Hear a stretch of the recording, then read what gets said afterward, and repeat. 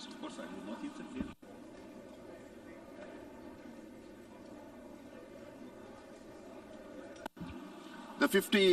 The fifth plenary meeting of the 11th Emergency Special Session of the General Assembly is called to order.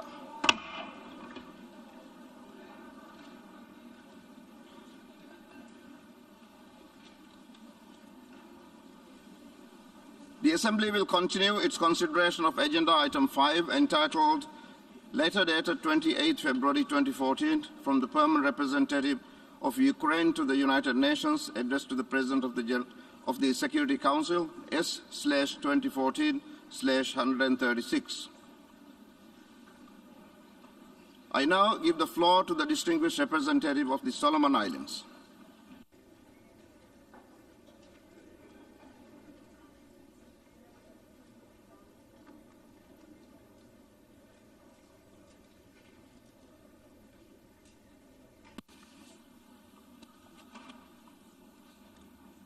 Thank you, Mr. President.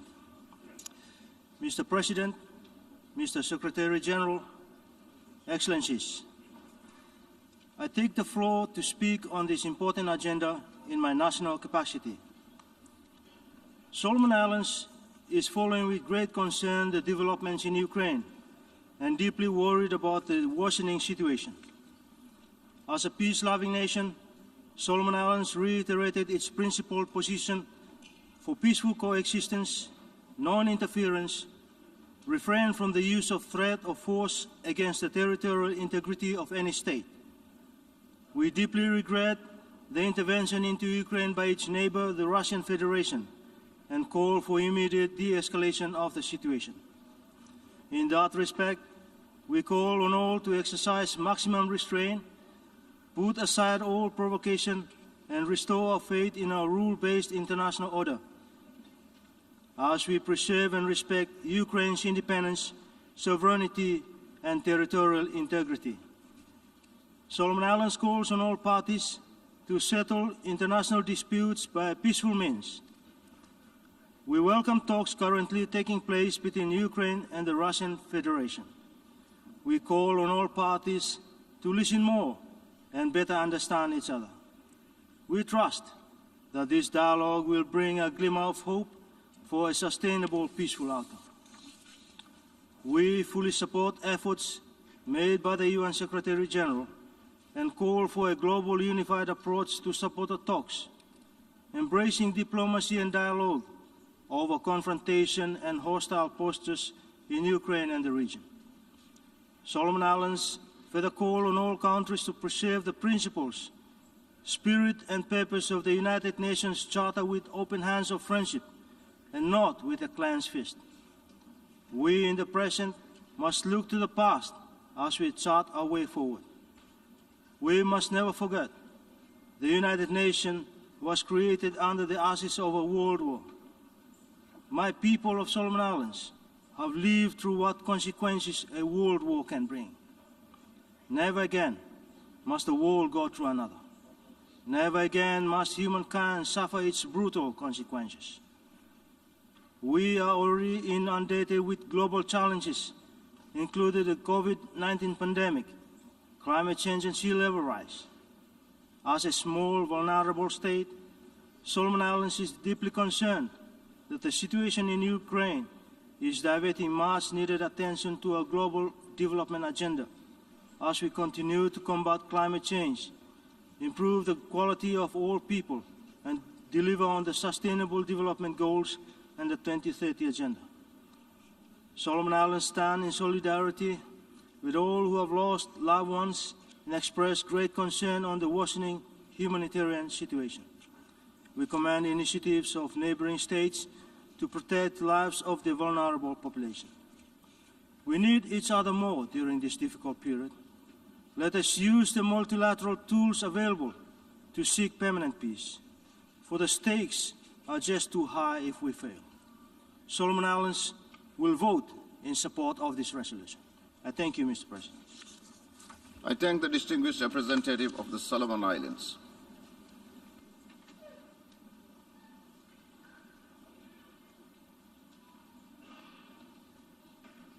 I now give the floor to the distinguished representative of Myanmar.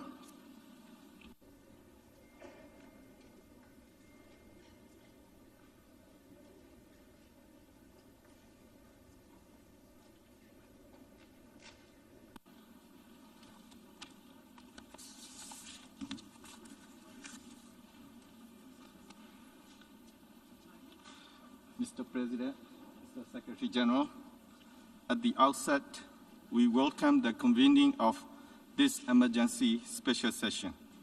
We thank you, Mr. President, and Mr. Secretary General in this regard.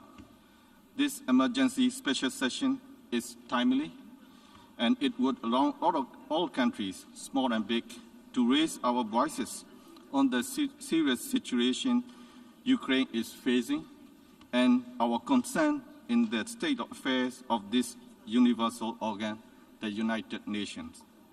Myanmar always adheres to and takes firm possession on the territorial integrity, independence, and sovereignty of all countries. Therefore, Myanmar condemns the invasion of Ukraine and unprovoked attacks against the people of Ukraine. These acts are flagrant violation of the United Nations Charter and international law. Myanmar calls on to respect the sovereignty, independence, and territorial integrity of Ukraine. We have been following with great concern the situation on the ground in Ukraine.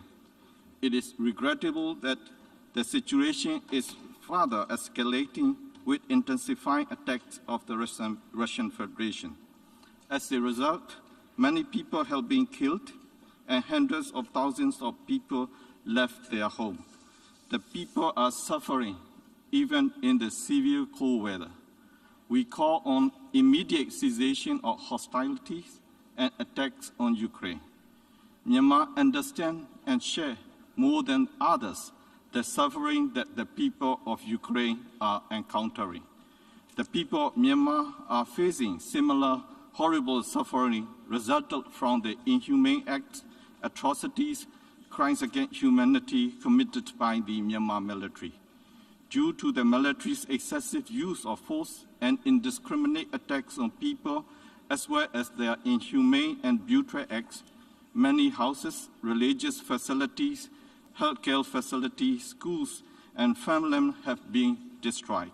And accordingly, hundreds of thousands of people have to leave their respective places and became displaced people in addition to number of people dead and injured.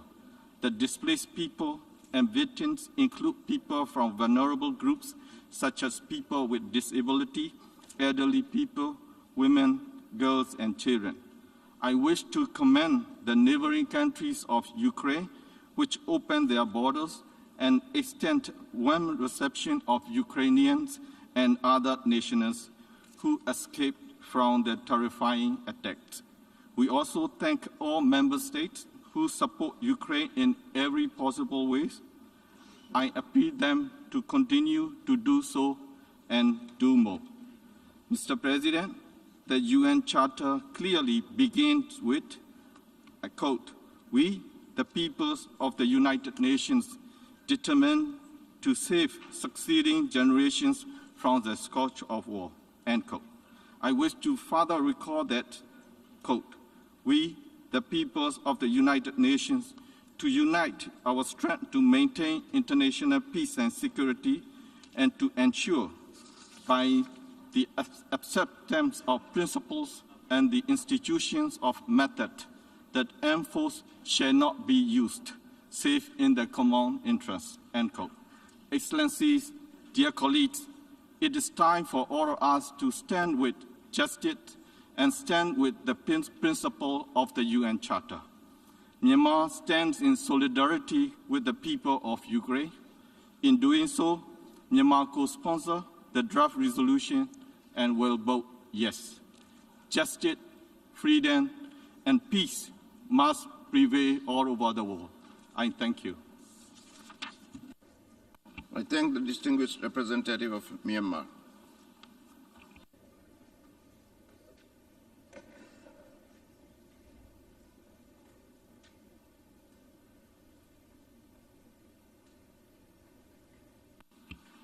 And I now give the floor to the distinguished representative of Pakistan.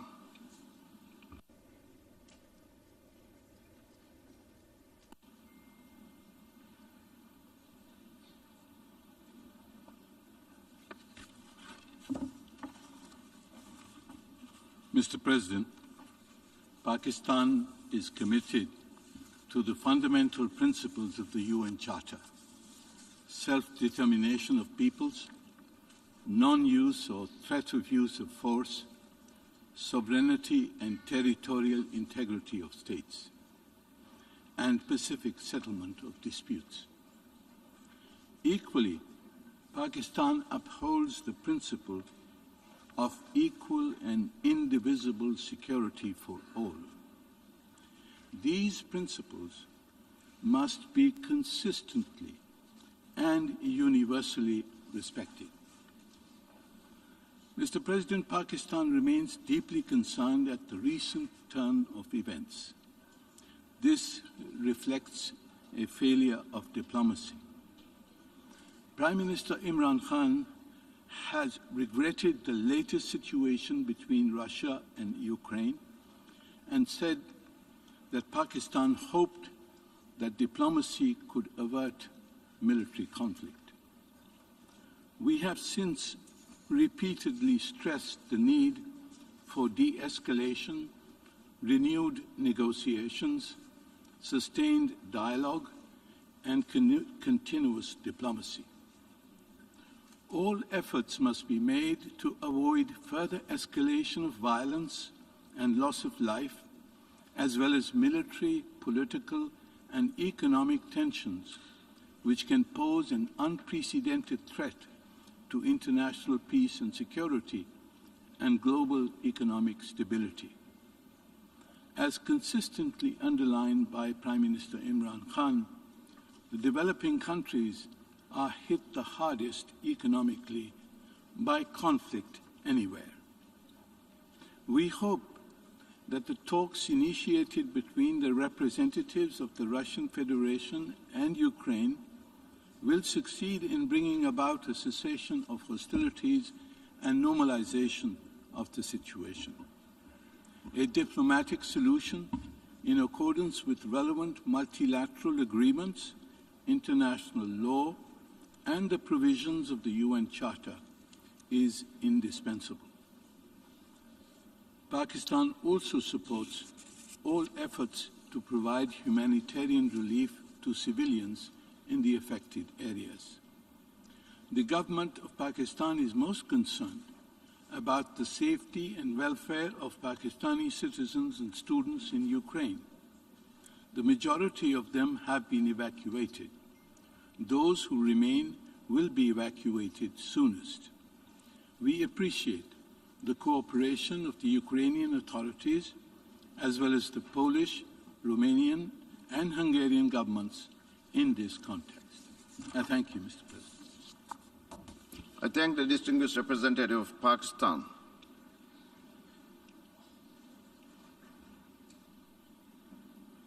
And I now give the floor to the distinguished representative of Djibouti.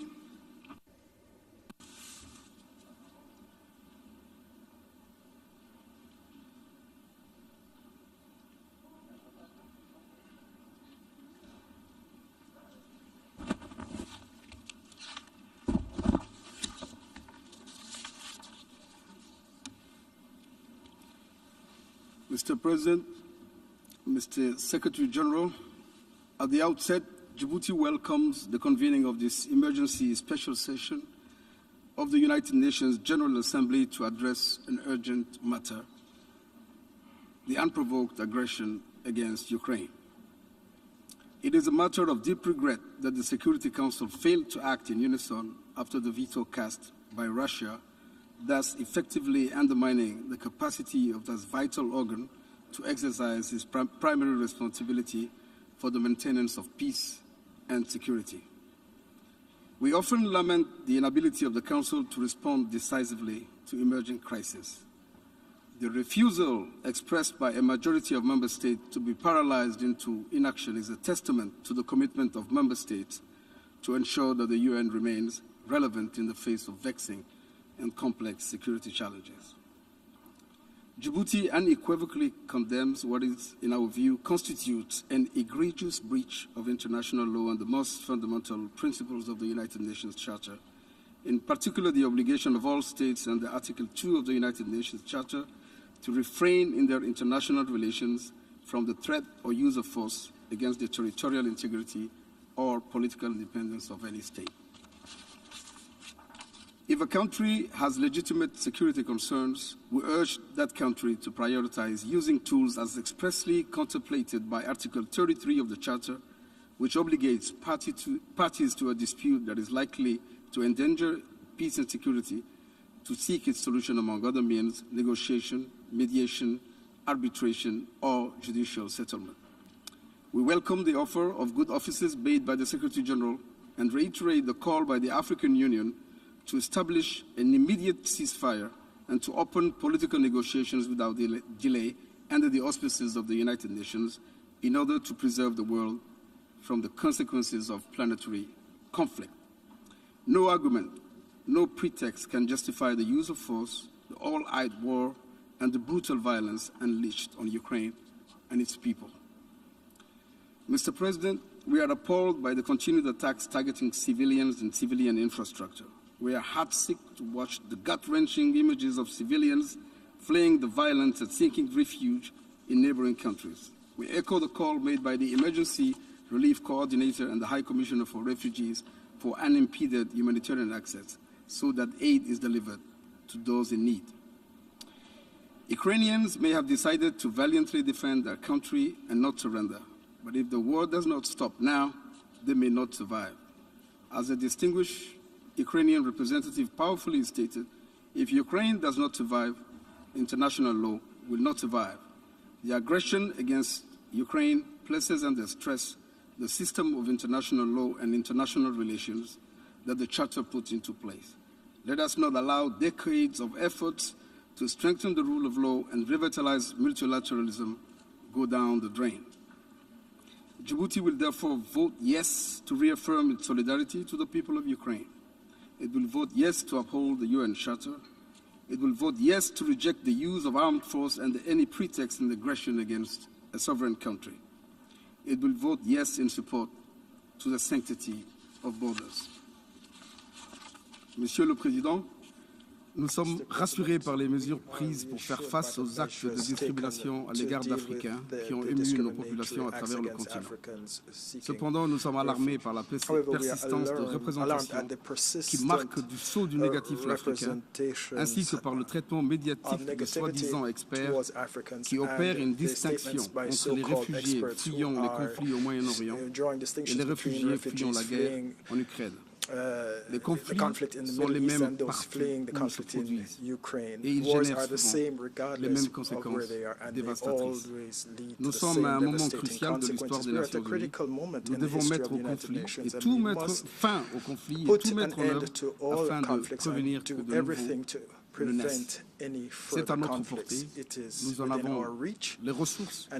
Mobilisons ensemble la volonté politique dans ce sens. Merci de votre attention. To put an end to them. Thank you, Mr. President.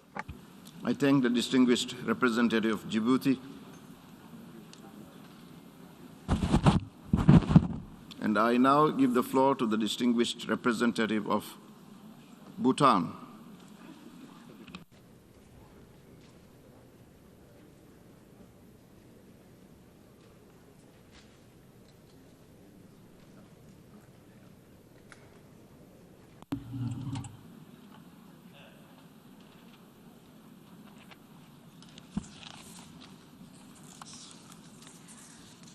Mr. President, Mr. Secretary General, Excellencies, we meet today in this August Assembly for the 11th Emergency Special Session of the General Assembly to address the alarming situation in Ukraine, a fellow member state of our United Nations. It is significant that owing to deadlock in the UN Security Council, this is the first time in 40 years that the provisions of the Uniting for Peace resolution are being invoked. Bhutan has closely observed with deep concern the rapidly escalating conflict on the ground. We join others in calling for the respect of Ukraine's sovereignty, independence, and territorial integrity within its internationally recognized borders. Perched atop the Himalayas, even the folds of our mighty mountains cannot shield us from the reverberations of events thousands of miles away. Today, core principles of the UN Charter and a rules-based international order are at stake, endangering international peace and security far beyond the borders of Ukraine and Europe. Mr. President, each and every one of us, big and small, rich and poor alike, have, on admission to the United Nations, ascribed to the purposes and principles enshrined in the Charter. Bhutan made that solemn pledge over 50 years ago. These are principles all member states are beholden to, but for small states, they serve as the guarantor of our existence. Bhutan is a small and peace-loving country, firmly avowed to peaceful coexistence and good neighborly relations between states. Bhutan adds its voice to the chorus within this hall in defense of the UN Charter, in defense of the principles of sovereignty, independence, and territorial integrity of all countries. The threat or use of force and acts of aggression against another sovereign state can never be accepted. We cannot condone the unilateral redrawing of international borders. Bhutan will therefore support the resolution which is now before the Assembly, and in doing so, we reaffirm the call for the respect of international law and the core principles of the UN Charter. In closing, Mr. President, Bhutan expresses its regret at the reports of growing numbers of casualties and loss of innocent lives as a result of the crisis in Ukraine. Our hearts and prayers go out to the families of those who have lost their lives in the escalating conflict and the hundreds of thousands of others who have been displaced and suffer in its wake. Thank you. I thank the distinguished representative of Bhutan.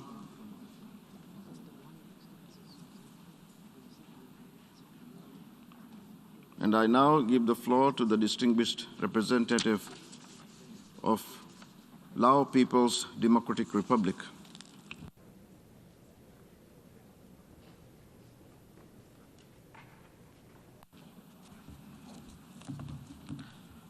Mr. President, Mr. Secretary General, as a peace-loving nation, the Lao PDR firmly upholds the principles of the United Nations Charter and its obligation under the international law.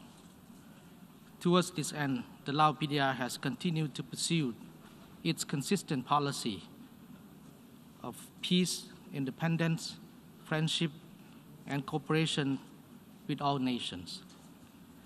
As a country previously suffered from the scourge of war, the Lao PDR knows too well the endless negative consequences it will cause to the innocent lives. We believe what is entailing is not of the interest to any party. The Lao PDR has been closely following the current developments in Ukraine, which is complex and fragile. We commend the UN and countries which have offered humanitarian assistance to the affected people. Mr. President, we remain skeptical of the unilateral sanction. On the contrary, we would also be mindful that the sanctions imposed could entail long-term impact on innocent people, including the global community at large, especially during the pandemic period. Therefore, we call on all parties concerned to refrain from any action that could further fuel the escalation of tension and seek peaceful solutions and restore peace and security.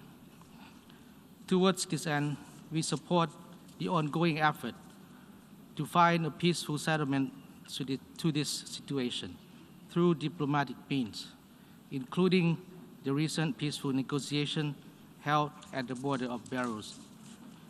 It is important that legitimate security concerns of all parties be taken into account. Mr. President, We have heard at this emergency special session during the past 2 days divergent views and opinions. Nevertheless, one common call loudly echoed in this assembly hall is the call for peace, which can only be achieved through diplomatic means. It is our fervent hope that through this diplomatic effort, peace can be restored. Peace which constitutes the heart and soul of our organizations, United Nations.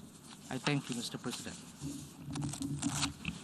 I thank the distinguished representative of Lao People's Democratic Republic.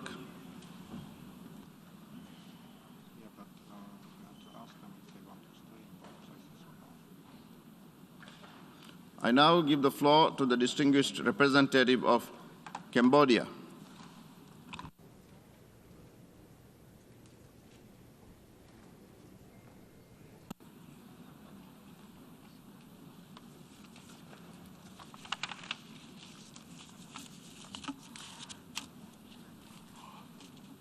Mr. President, Mr. Secretary General, Cambodia expressed its grave concern on the situation unfolding and human suffering, as well as for the loss of life in Ukraine. We strongly believe that a lasting peace can be achieved only through a peaceful dialogue and negotiation. All parties must ensure that all civilian and civilian infrastructure are protected. Access to humanitarian assistance to the people in and around Ukraine must be ensured during this difficult time. Cambodia fully supports the Secretary General's effort in addressing the humanitarian crisis and to find a peaceful solution in Ukraine. On 26 February, the ASEAN Foreign Minister released a statement urging the concerned parties to seek a peaceful resolution in accordance with international law, the principle of the UN Charters. Cambodia has its firm position that all member states must respect sovereignty, territorial integrity, and political independence of other member states. With that, Cambodia has co-sponsored the draft resolution and will vote yes. I thank you, Mr. President. I thank the distinguished representative of Cambodia.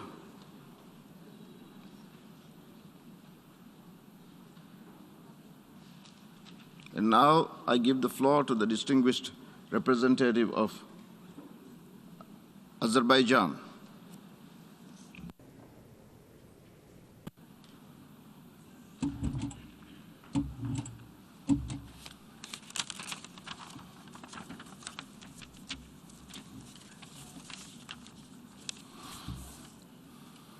Mr. President, the situation in and around Ukraine is a source of extreme concern, which necessitates urgent actions to de-escalate and find peaceful solution in accordance with international law. Azerbaijan deeply regrets that the ongoing crisis continues to cause significant casualties, in particular among civilian population. We express our deep condolences to the families of those perished and wounded. We call for strict adherence to international humanitarian law. Civilian lives and civilian infrastructures must be protected and safeguarded at all times. The evolving humanitarian crisis on the ground requires expedient measures to alleviate the impact of current situation on civilians.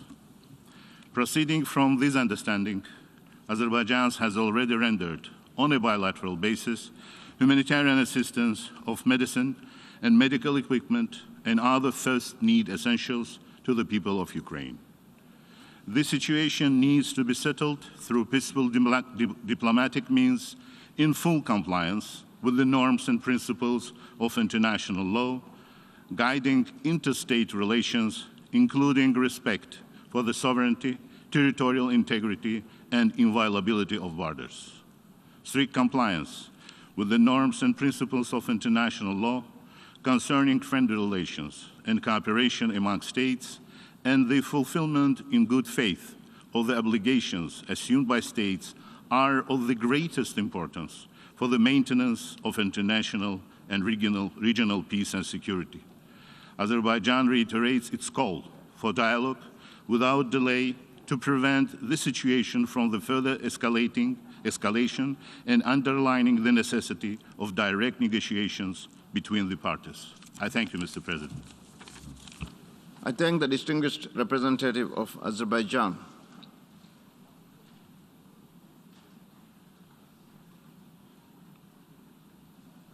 And now I give the floor to the distinguished representative of Belarus.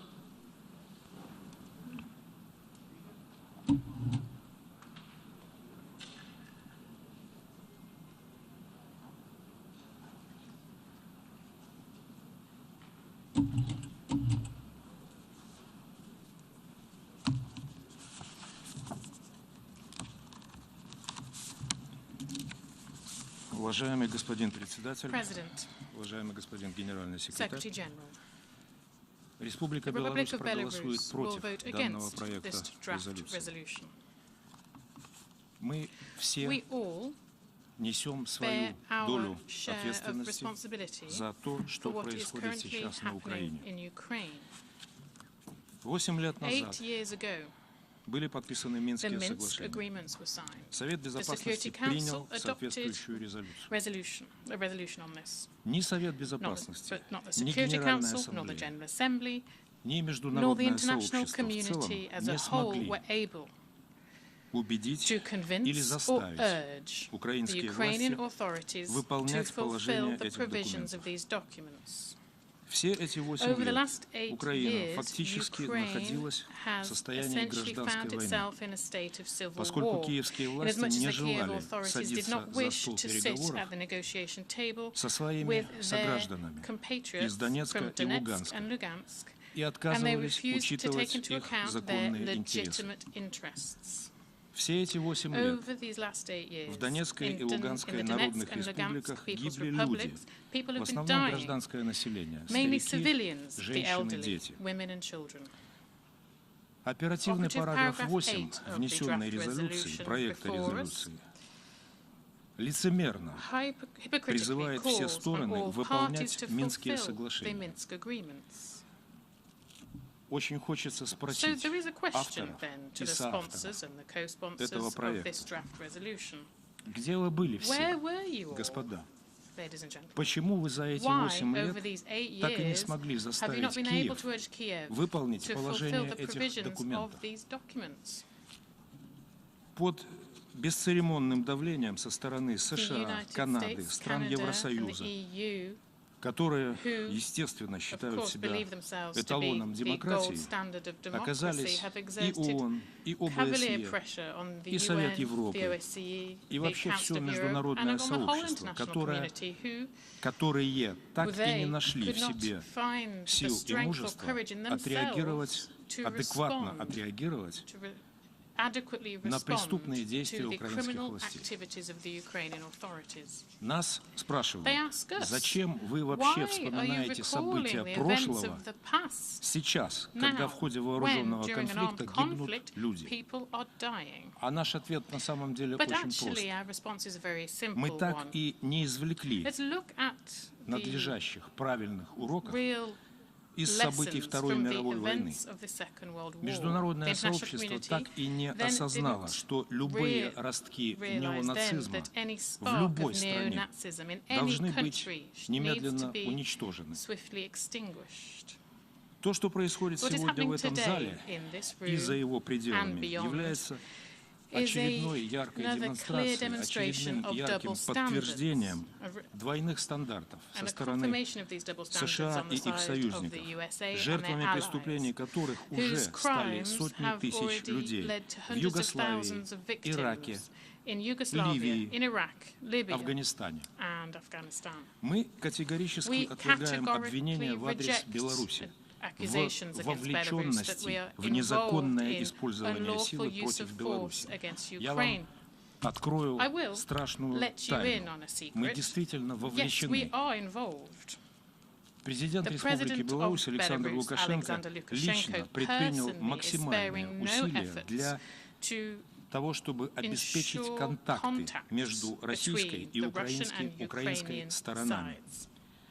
Наша Our вовлеченность involvement сегодня today, таким образом thus, заключается goes as far as в организации organizing переговоров negotiations между Российской between the Федерацией Russian и Federation and Украиной и Ukraine в обеспечении and всего ensuring and doing необходимого everything we can to для их ensure that they проведения. are held. И мы искренне We желаем sincerely wish успехов every success участникам to the переговоров. participants in the negotiations. Многие страны в Many своих countries in their выступлениях ни statements слова не have сказали not об said этих a single переговорах. word about these negotiations. Мы We понимаем, что они understand that they никогда не произнесут название нашей страны в utter the name of our положительном или country хотя in бы a в positive or нейтральном even in a ключе. neutral tone. Хочется спросить We'd like to ask also этих людей, those вас people, всех, you, all of you, вы просто не do you хотите simply not want упоминать to Беларусь, mention Belarus, или вы or не do you not желаете wish успеха these этим переговорам? negotiations to be successful? В качестве реакции на события на Украине некоторые страны Some привычно countries схватились reached за instinctively свой for their излюбленный favorite инструмент instrument, санкций. sanctions. Мы хотим вас We would like предупредить, to именно вы caution you, it will be будете you who will be нести всю responsible, ответственность за fully то, что responsible for применение санкций в how отношении, the например, imposition of белорусских sanctions, for калийных example, against удобрений, Belarusian potassium приведет к fertilizers will обострению lead to a экономических и worsening социальных economic проблем and и росту worsening голода economic и в and ваших social собственных problems and a странах, и в growth странах, in которые hunger находятся in за your тысячи own countries километров and in countries от located hundreds of kilometers from Belarus. Объявленные санкции The уже не sanctions являются announced are точечными. not targeted. Они направлены на They're focused on удушение экономики suffocating и the ухудшение economies уровня and жизни lowering the людей. standards of living of people. Применяемые сегодня The санкции, sanctions некоторые imposed договорились today, до and того, some people что have said that объявляется экономическая война. there is an economic Это war худшее ongoing. проявление This is the экономического worst и example of финансового economic терроризма. and financial terrorism. Представители некоторых Representatives of государств some countries рапортуют report о полной that their открытости borders их границ are для fully выезда из open Украины for украинцев и Ukrainians иностранцев, and граждан третьих foreigners стран. and citizens of third countries to На leave этой Ukraine. якобы On this открытой границе, supposedly open сообщаю border, вам, I would like to inform граждане you that Беларуси citizens и of Belarus России, and Russia, в частности, inter alia, все мужчины all старше men over the 18 age лет, of 18 сталкиваются с are огромными facing проблемами serious при попытках problems when they выезда are из trying to Украины. leave Ukraine. Украинские власти не Ukrainian выпускают authorities are их not из letting them страны, out, и россияне и and Russians and белорусы Belarusians фактически are удерживаются essentially в качестве being заложников. held hostage. Известны также случаи We проявления also know расизма of и cases of racism and дискриминации, discrimination, избиения и выкидывания через границу beatings and иностранных граждан pushbacks across the border польскими of foreign пограничниками. citizens by Polish border guards. 26 On the февраля 26th польские of February, пограничники Polish избили border и guards выдворили beat up and обратно на turned Украину back into Ukraine группу из a group примерно of 100 around 100 индийских Indian студентов, students которые в who последующем then были were благополучно размещены в kindly лагере для беженцев placed в in a Румынии. refugee camp in К нам Romania. поступают, к We're нам в also, Минске, в we Беларуси, in Minsk, поступают in многочисленные обращения Belarus, как от граждан receiving a lot of Беларуси, information так both from и citizens of от Belarus and also посольств from embassies тех стран, of those ваших стран, countries, your countries, граждане которых whose хотели бы citizens выехать в Беларусь wished to для go to возвращения Belarus in домой. order to go home. С нашей стороны On our граница side, the открыта. border is open. Мы готовы We принимать are как ready to белорусов, receive both так и Belarusians and also to рассматривать consider обращения о въезде requests for граждан третьих entry стран. for citizens of Мы third призываем countries. украинскую We call on the сторону Ukrainian side отозваться to на наши heed призывы our и calls открыть and open a гуманитарные коридоры humanitarian для, или corridor, хотя бы один гуманитарный or even коридор one для выезда в humanitarian Беларусь corridor to через leave Belarus across белорусско-украинскую the границу. Belarus-Ukrainian border. Мы уже официально We've обратились already had с этой просьбой, contact, we made this настоятельной request, просьбой в a real представительство request ООН to и representatives of the Международного UN and комитета International Красного Креста в Committee of Минске. the Red Cross in Minsk. Вызывает серьезное Of беспокойство great concern разгул also is the издевательств rampant и abuse мародерства, and plundering, в том числе в including отношении against иностранцев foreigners in на Ukraine. Украине. Бесконтрольная The раздача uncontrolled distribution оружия of weapons уже has привела already к led резкому to a всплеску sharp насилия spike и in грабежей. violence and Жертвами robberies. становятся обычные Normal люди. people are victims of this. Например, водители For example, дальнобойщики, которые long-distance осуществляют drivers who are международные simply carrying out перевозки грузов. international goods delivery. Среди них уже есть Some погибшие. of them have already died. Почему вы все So why are замалчиваете you all эти staying факты? silent about this? Кстати, насколько Indeed, нам as much as we известно, know, на уровне руководства Африканского Союза были уже сделаны соответствующие заявления. Беларусь потеряла треть населения во Второй мировой войне. Мы хорошо знаем цену человеческой жизни. Мы скорбим по всем погибшим за последние 8 лет в Донецкой и Луганской народных республиках, в Киеве. Мы скорбим по людям, которые были заживо сожжены в Одессе. Мы скорбим по всем, кто погибает сегодня. Только переговоры могут остановить кровопролитие. Беларусь уже сделала многое и продолжает делать все возможное для урегулирования конфликта. В любой войне у каждой стороны есть своя правда. Любая война имеет собственную динамику, и по мере ее продолжения становится все более ожесточенной, что мы сегодня и наблюдаем. Мы все буквально тонем в море, в потоке лжи и дезинформации, которые распространяются информационными террористами. По-другому я этих людей назвать не могу. Абсолютное большинство из которых при этом сидит в удобных креслах, в теплых кабинетах за тысячи километров от зоны боевых действий. Через несколько минут мы все приступим к голосованию по внесенному проекту резолюции. Этот проект на самом деле должен состоять из одного параграфа, написанного не на ООНовском языке, а на нормальном человеческом языке. Он должен содержать призыв к немедленному прекращению военных действий и проведению переговоров. Я понимаю, что у каждого из вас есть инструкции из столиц. Я также знаю, что некоторых из вас очень настойчиво просили проголосовать за этот проект. И я не имею никаких иллюзий по поводу того, какими будут результаты нашего голосования. И все-таки я прошу вас еще раз подумать и проголосовать по совести, хотя я понимаю, что за голосование по совести в ООН можно потерять работу. Благодарю вас за внимание. I thank the distinguished representative of Belarus.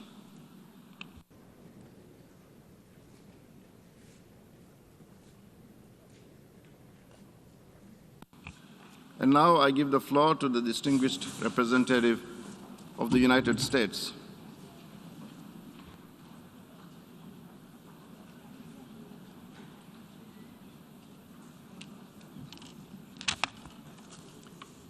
Mr. President, Mr. Secretary General, my fellow delegates, to all those who dedicate themselves to the noble mission of this institution. Today we call on Russia to stop its unprovoked, unjustified, unconscionable war. We call on Russia to respect the sovereignty and territorial integrity of Ukraine. We call on another neighbor of Ukraine, Belarus, who you've just heard from, to stop supporting the war and stop allowing its territory to be used to facilitate this aggression. And today, we stand together in holding Russia accountable for its violations of international law and to address the horrific human rights and humanitarian crisis unfolding before our eyes. This is an extraordinary moment. For the first time in 40 years, the Security Council has convened an emergency special session of the General Assembly. 40 years. Most of the men and women fighting in Ukraine were not even born the last time the United Nations came together in this way to unite for peace. And I would venture that many of the people in this room were not born when that happened. but a few of the eldest Ukrainians and Russians might recall a moment like this, a moment when one aggressive European nation invaded another without provocation to claim the territory of its neighbor, a moment when a European dictator declared he would return his empire to its former glory, an invasion that caused a war so horrific that it spurred this organization into existence. Now, at more than any other point in recent history, the United Nations is being challenged. If the United Nations has any purpose, it is to prevent war. It is to condemn war, to stop war. That is our job here today. It is the job you were sent here to do, not just by your capitals, but by all of humanity. A lot has happened very quickly to bring us to this unique moment. It was barely a week ago when, in the dead of night, President Putin launched a full-scale invasion of our fellow UN member state. At the very moment the Security Council was holding an urgent meeting attempting to foster diplomacy and de-escalation. As the Security Council discussed peace, Putin declared war. Ukraine has defended itself with great courage and vigor. As President Biden said in his State of the Union address last night, President Putin, and I quote, met a wall of strength he never imagined. He met the Ukrainian people. But the brazen and indiscriminate nature of Russia's attack has had devastating, horrific consequences for the entire country. Russia has bombed residential apartment buildings. It has bombed sacred burial grounds. It has shelled kindergartens and orphanages and hospitals. Russia has spurred mass hunger and caused so many to flee their homes. The latest UN estimate are marching toward 1 million people. We thank the countries who have opened their borders, who have opened their hearts, opened their homes to those fleeing Ukraine. And I want to echo the UN Refugee Agency's call to help and welcome all those fleeing conflict without regard to race or nationality. Refugees are refugees. For those who remain, Russia is destroying critical infrastructure, vital services which provide millions of people across Ukraine with drinking water to stay alive, gas to keep people from freezing to death. And now it appears Russia is preparing to increase the brutality of its campaign against Ukraine. We've seen videos of Russian forces moving exceptionally lethal weaponry into Ukraine, which has no place on the battlefield. That includes cluster munitions and vacuum bombs, which are banned under the Geneva Convention. We all have seen the 40-mile-long lethal convoy charging toward Kyiv. President Putin continues to escalate, putting Russia's nuclear forces on high alert, threatening to invade Finland and Sweden. At every step of the war, Russia has betrayed the United Nations. Russia's actions go against everything this body stands for. People across the world have already united together in exactly the way this General Assembly must do today. Protests and vigils against Russia's war and in solidarity with Ukraine, marked with blue and yellow, have sprung up across the globe. These are protests for peace. From Bangkok to Budapest, from Berlin to Buenos Aires, from Sydney to Seoul, from Calgary to Cape Town, and even in Moscow and Minsk. People everywhere are standing up to call for President Putin to stop this attack. The Russian people are themselves asking how many lives Putin will sacrifice for his cynical ambitions. And they are appalled at the answer. To the Russian protesters, I say thank you. Thank you for your bravery. To the Russian soldiers sent to the front lines of an unjust, unnecessary war, I say your leaders are lying to you. Do not commit war crimes. Do everything you can to put down your weapons and leave Ukraine. The truth is that this war was one man's choice and one man alone, President Putin. It was his choice to force hundreds of thousands of people to stuff their lives into backpacks and flee the country, to send newborn babies into makeshift bomb shelters, to make children with cancer huddle in hospital basements, interrupting their treatment, essentially sentencing them to death. Those were President Putin's choices. Now it's time for us to make ours. The United States is choosing to stand with the Ukrainian people. We are choosing, in coordination with our allies and partners, to impose severe consequences on Russia. We are choosing to hold Russia accountable for its actions, and we will soon turn to vote on a resolution that does just that. We believe this is a simple vote. Vote yes if you believe UN member states, including your own, have a right to sovereignty and territorial integrity. Vote yes if you believe Russia should be held to account for its actions. Vote yes if you believe in upholding the UN Charter and everything this institution stands for. Thank you very much. I thank the distinguished representative of the United States.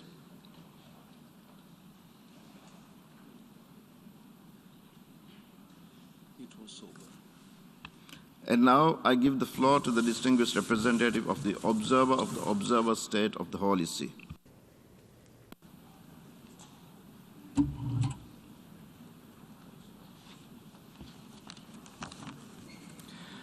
Mr. President, Mr. Secretary General, thank you for calling this emergency special session, as in recent days we have been shaken by something tragic, war. The Holy See joins the many member states and millions across the globe who call for the immediate cessation of hostilities in Ukraine and the return to diplomacy and dialogue. Mr. President, the organization is founded to save succeeding generations from the scourge of war and live together in peace with one another as good neighbors.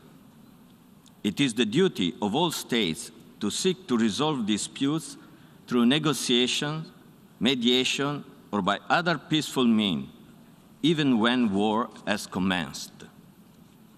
Mr. President, last Sunday, Pope Francis expressed his closeness with all who now suffer as a result of the conflict, stressing that, and I quote, "It is urgent to open humanitarian corridors, and those fleeing must be welcomed. With heart broken by what is happening in Ukraine, and let us not forget the wars in other parts of the world, I repeat, put down your weapons. Those who love peace reject war as an instrument of aggression against the freedom of other peoples and as a means for the settlement of international disputes." End of quote. The Holy See wishes to express also in this forum its appreciation to those states which are offering humanitarian assistance to those in need, both in Ukraine and in neighboring countries in which many Ukrainians have sought safety. Mr. President, Pope Francis has called on believers and non-believers alike to observe this Wednesday, 2nd of March, as a day to be close to the suffering of the Ukrainian people, to feel that we are all brothers and sisters and to implore of God the end of this war. The Holy See is convinced that there is always time for goodwill. There is still room for negotiations. There is still a place for the exercise of a wisdom that can prevent the predominance of partisan interest, safeguard the legitimate aspiration of everyone, and spare the world from the folly and horrors of war. May this emergency special session advance efforts that help attain this end. Thank you, Mr. President. I thank the distinguished representative of the Holy See.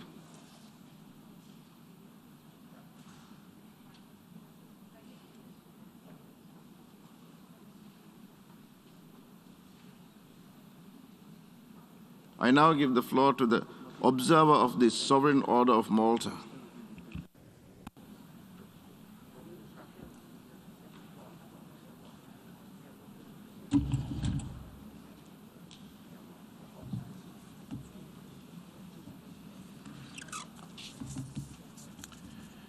Mr. President, Mr. Secretary General, distinguished representatives, the Sovereign Order of Malta, a sovereign entity which provides global humanitarian aid with a special mission to serving the sick and the poor, has observed with great sadness and regret the ongoing conflict which has impacted the lives of so many citizens of Ukraine and which is currently created an unprecedented flow of refugees seeking peace and security across their nation's borders.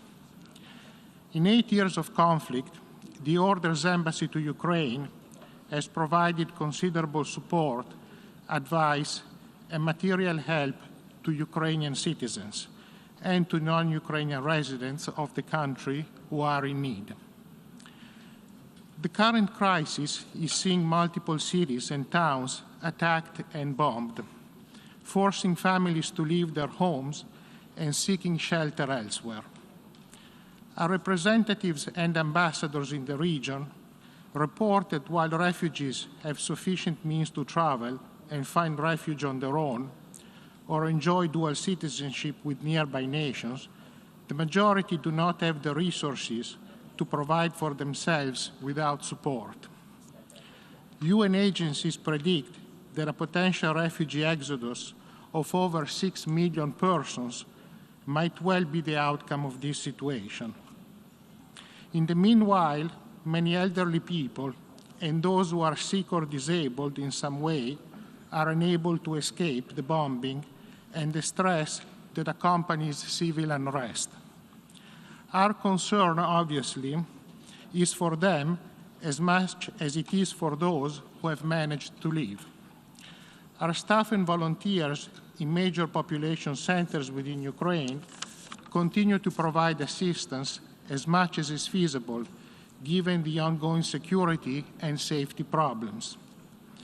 This past weekend, we held a summit of our regional ambassadors and aid providers under the auspices of our international relief agency, Malteser International. At that time, we were able to review both the growing extent of the refugee crisis as well as the initiatives we are taking to support the growing swell of primarily mothers and children and a small number of senior citizens. As of this morning, it is estimated that almost 700,000 individuals have made the journey across the borders of Poland, Slovakia, Romania, Hungary, and Moldavia. And each day that the conflict continues, the flow of anguished families will grow. We have seen some nations go out of their way to welcome these individuals and to help them through the trauma.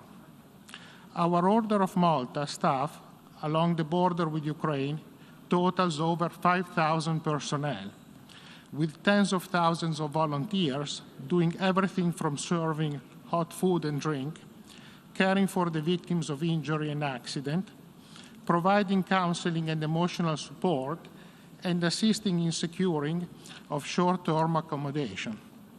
Volunteers from locations away from the border, many of them from other countries, representing churches and community groups, have driven their cars and vans to provide transportation to new arrivals to ensure that they are given every opportunity to find a place to stay.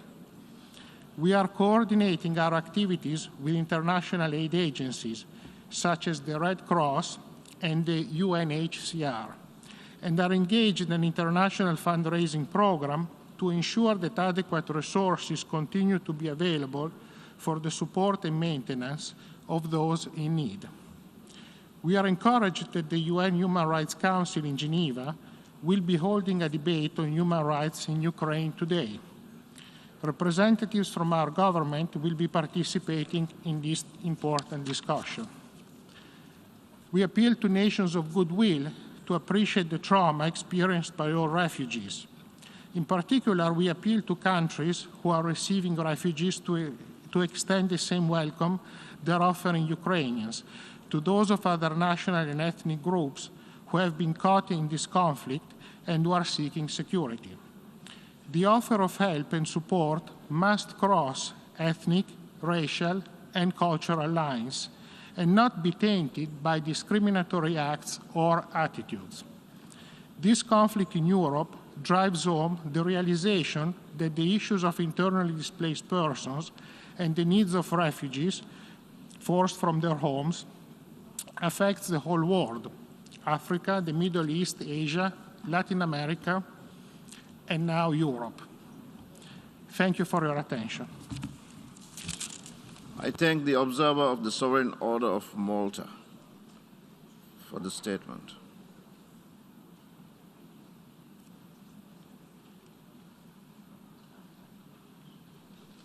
I now give the floor to the observer of the International Institute for Democracy and Electoral Assistance.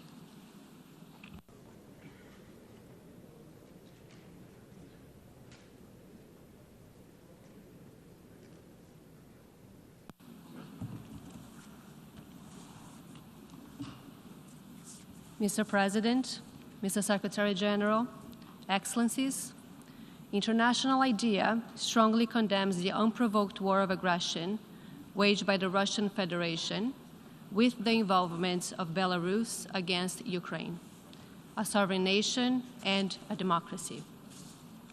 This is in breach of international law and international agreements and a rules-based international order that underpins the shared objective of global peace and the existence of organizations such as International IDEA. The invasion order by the President of the Russian Federation, Vladimir Putin, is a blatant violation of the UN Charter. As firm believers in the rights of peoples to exercise their fundamental rights and freedoms, we convey our full support to and solidarity with the people of Ukraine. They are innocent victims of this aggression. We salute the brave partners and democracy activists with whom International IDEA has engaged in recent years when Ukraine made huge progress towards being a stable and thriving democracy. We call on the international community to spring into action to protect them and mitigate the humanitarian consequences of the invasion. We cannot fail to note that the military operation was launched while the UN Security Council was meeting to discuss the crisis. We reiterate our firm belief that international crises should be addressed through the means of multilateral diplomacy and resolved on the basis of the principles of the Charter. It is particularly unfortunate that this naked rejection of these principles happens during a pandemic that has rendered evident the need for increased global cooperation to make the world governable and to achieve justice for all. In these days, we are witnessing what an unchecked ruler, for decades trampling fundamental rights and freedoms of his own citizens, can do to undermine peace and democracy beyond his own borders. Ukraine is a country that has successfully reached democratic standards over the past 2 decades, from respecting media freedoms to free and fair elections, local democracy, and the fights against corruption. It is no wonder President Putin is scared of such democratic vibrancy at his doorstep. This is a pivotal moment for Democrats all over the world to stand united in support of Ukraine. It is also the moment to reinforce action to counter and to prevent the rise of authoritarian regimes elsewhere, which cannot survive without kleptocracy and the systematic violation of human rights and freedoms. We call on Russia to immediately withdraw its military forces and fully respect Ukraine's sovereignty. Revanchist interpretations of history and attempts to change borders based on ethno-nationalist fantasies offer not a luminous path for humanity, but a route towards darkness and endless cycles of violence. They certainly don't provide any hope to the younger and unborn generations that will bear the brunt of the climate crisis, or to the billions of vulnerable people around the world that are yet to realize the promise of a life free from fear and want, and the promise of the Agenda 2030. Those are the real challenges of our age. We encourage the UN Secretary General, Antonio Guterres, to make use of his good offices to advance ceasefire talks, humanitarian access to the war-affected areas, and protection of civilians, and particularly the most vulnerable ones. We urge UN member states to adopt and enforce sanctions against the Russian Federation until withdrawal of their forces from Ukraine and the full restoration of its territorial integrity. We urge UN member states to do whatever it takes in compliance with the principles of the UN Charter to stop this war and prevent any further escalation of conflict. International IDEA will do its part in collaboration with the United Nations, our member states, and other democratic governments and organizations to protect in Ukraine and elsewhere the principle that every country has a right to freely determine its own fate on the basis of the will of the people, freely expressed. Democracy's institutions and processes are the best means to protect the right. Today, we must stand up for these principles.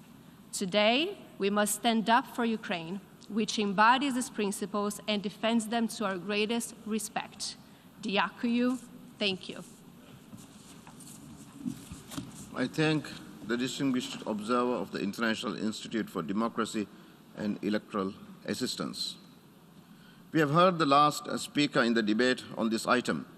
The General Assembly has thus concluded this stage of the consideration of Agenda Item 5.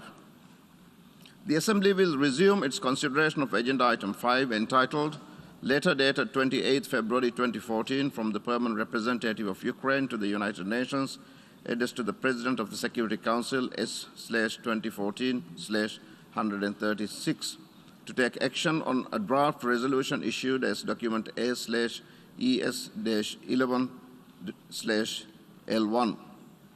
I now give the floor to the distinguished representative of Ukraine to introduce draft resolution A/ES-11/L1.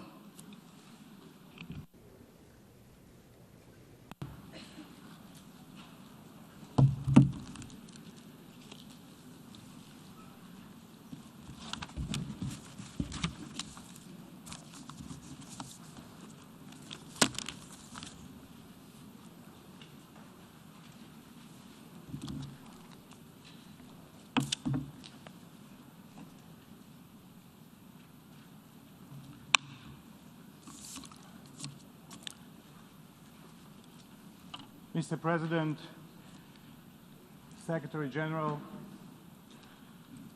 distinguished delegates, we are living through a defining moment for our generation. Our generation is the generation that was supposed by our predecessors to be saved from scourge of war. That is why our predecessors created the United Nations. And yet today, it falls to us to save future generations. Let me read the following text. Our position is that whatever grievances a nation may have, however objectionable it finds the status quo, aggressive warfare is an illegal means for settling those grievances or for altering those conditions.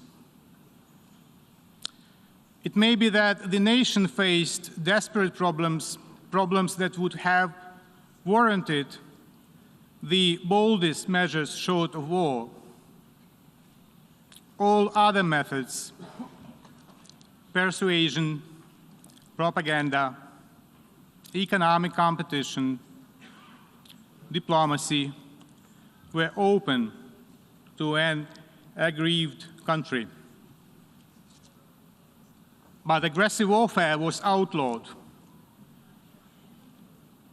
The defendants did make aggressive war a war in violation of treaties. They did attack and invade their neighbors in order to effectuate a foreign policy which they knew could not be accomplished by measures short of war. And that is as far as we accuse or propose to inquire. End of quote. Said in his opening statement to the International Military Tribunal on November 21, 1945, in the Palace of Justice at Nuremberg, Justice Robert Jackson, Chief of Counsel. And these words are addressed today to Mr. Putin, Mr. Shoigu, Mr. Lavrov, Mr. Volodin, Ms. Matvienko, and perhaps dozens more, but certainly they are not addressed to the Russian citizens, those Russian citizens who try to preserve their dignity. For almost a week, Ukraine is fighting under the bombs and missiles, fighting in the face of armadas of hardware and countless crowds of enemies. They have come to the Ukrainian soil not only to kill some of us, not only to shift our course and priorities. They have come to deprive Ukraine of the very right to exist. They have come to resolve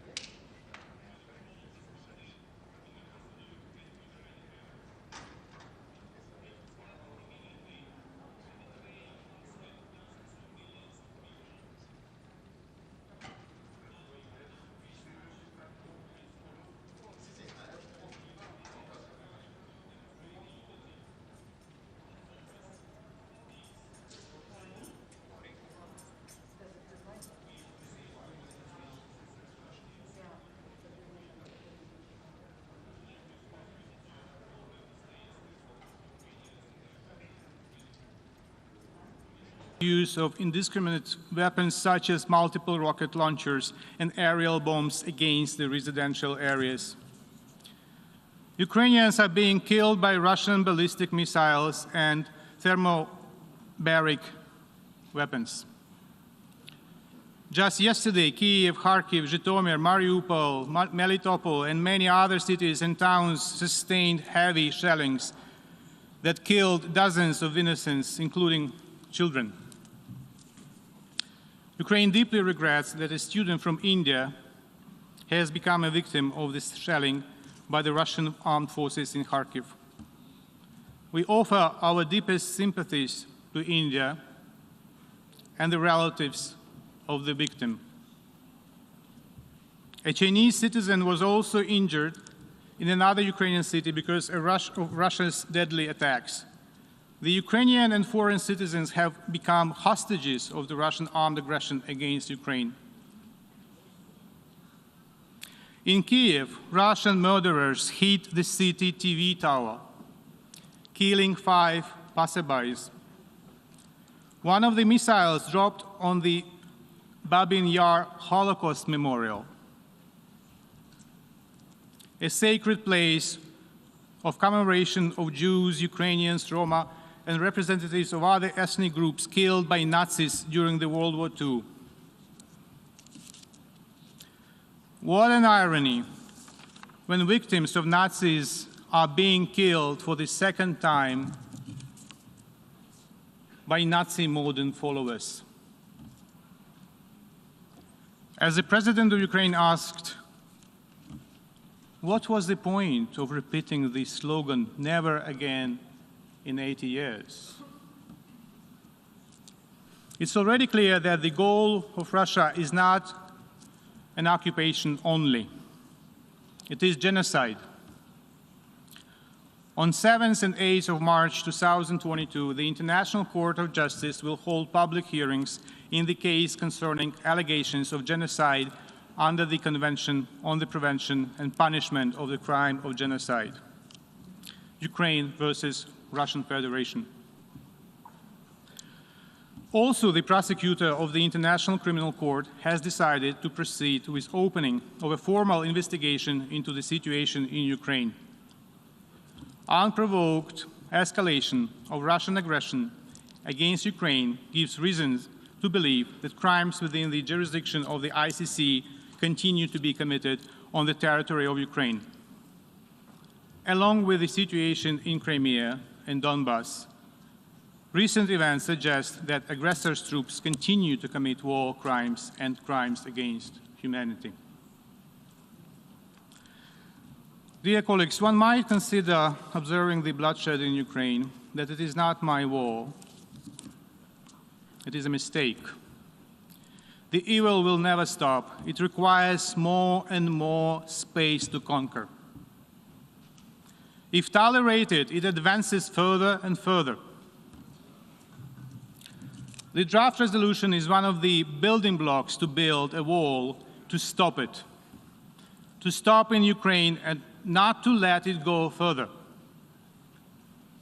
The wall that will protect all of you, in particular younger generations. Distinguished delegates, by voting today, you also reconfirm your country's commitment to the UN Charter. After the vote, I invite you, ambassadors and representatives, to stop by the Indonesian lounge and to sign this little blue book.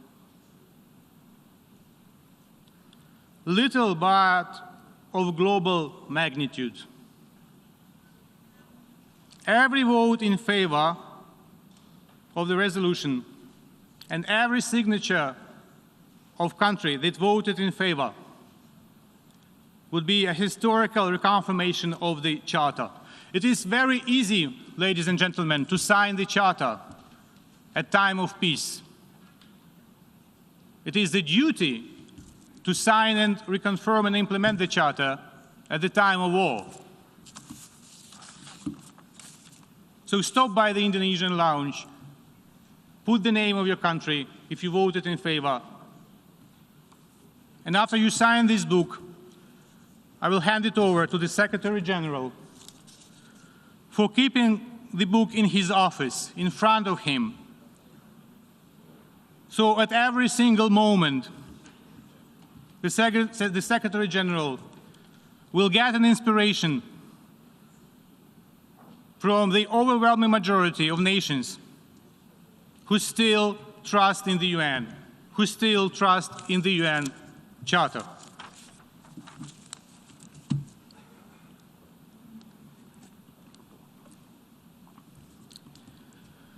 There is a very fragile gentleman, a very old one. He was born in a territory that was part of the Kingdom of Hungary. He will celebrate his 102 years birthday in 9 days. His name is Benjamin Ferenc. Benjamin Ferenc was an investigator of war crimes, a chief prosecutor at one of the 12 subsequent trials of Nuremberg. Later, he became an advocate of international rule of law and for the establishment of the International Criminal Court. With the permission of the producer,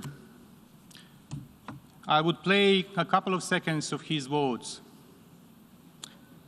and I want you to listen very carefully. Hard to do. 3 words: law, not war. If you can do that, you save every day billions of dollars, which you can use to deal with the legitimate complaints of old people who need medical care, students who have to pay for their tuition, all the legitimate complaints which could be solved if we didn't spend the money on weapons to kill them instead of helping them. And that is the current system. Now, how are you going to do it? I will end by telling you how to do it and the principles which have guided me. There are 3 principles. 1, never give up. 2, never give up. 3, I hear you, never give up. Good luck. I wish you the best of luck.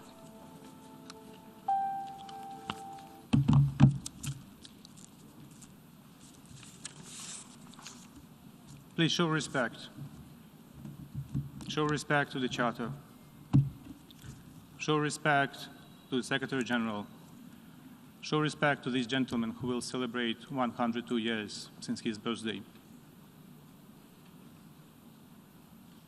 I call upon all responsible member states to support the draft. Thank you.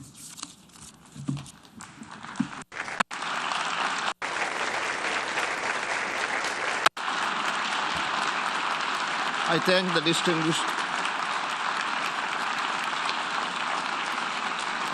distinguished representative of Ukraine.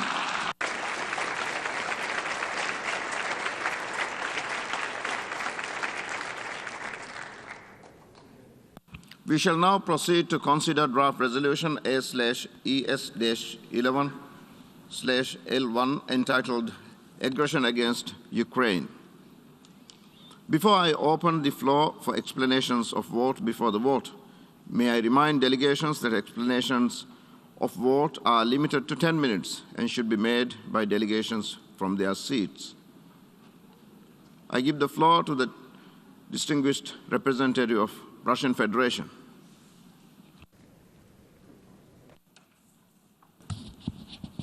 Господин председатель, President, господин генеральный секретарь, уважаемые коллеги,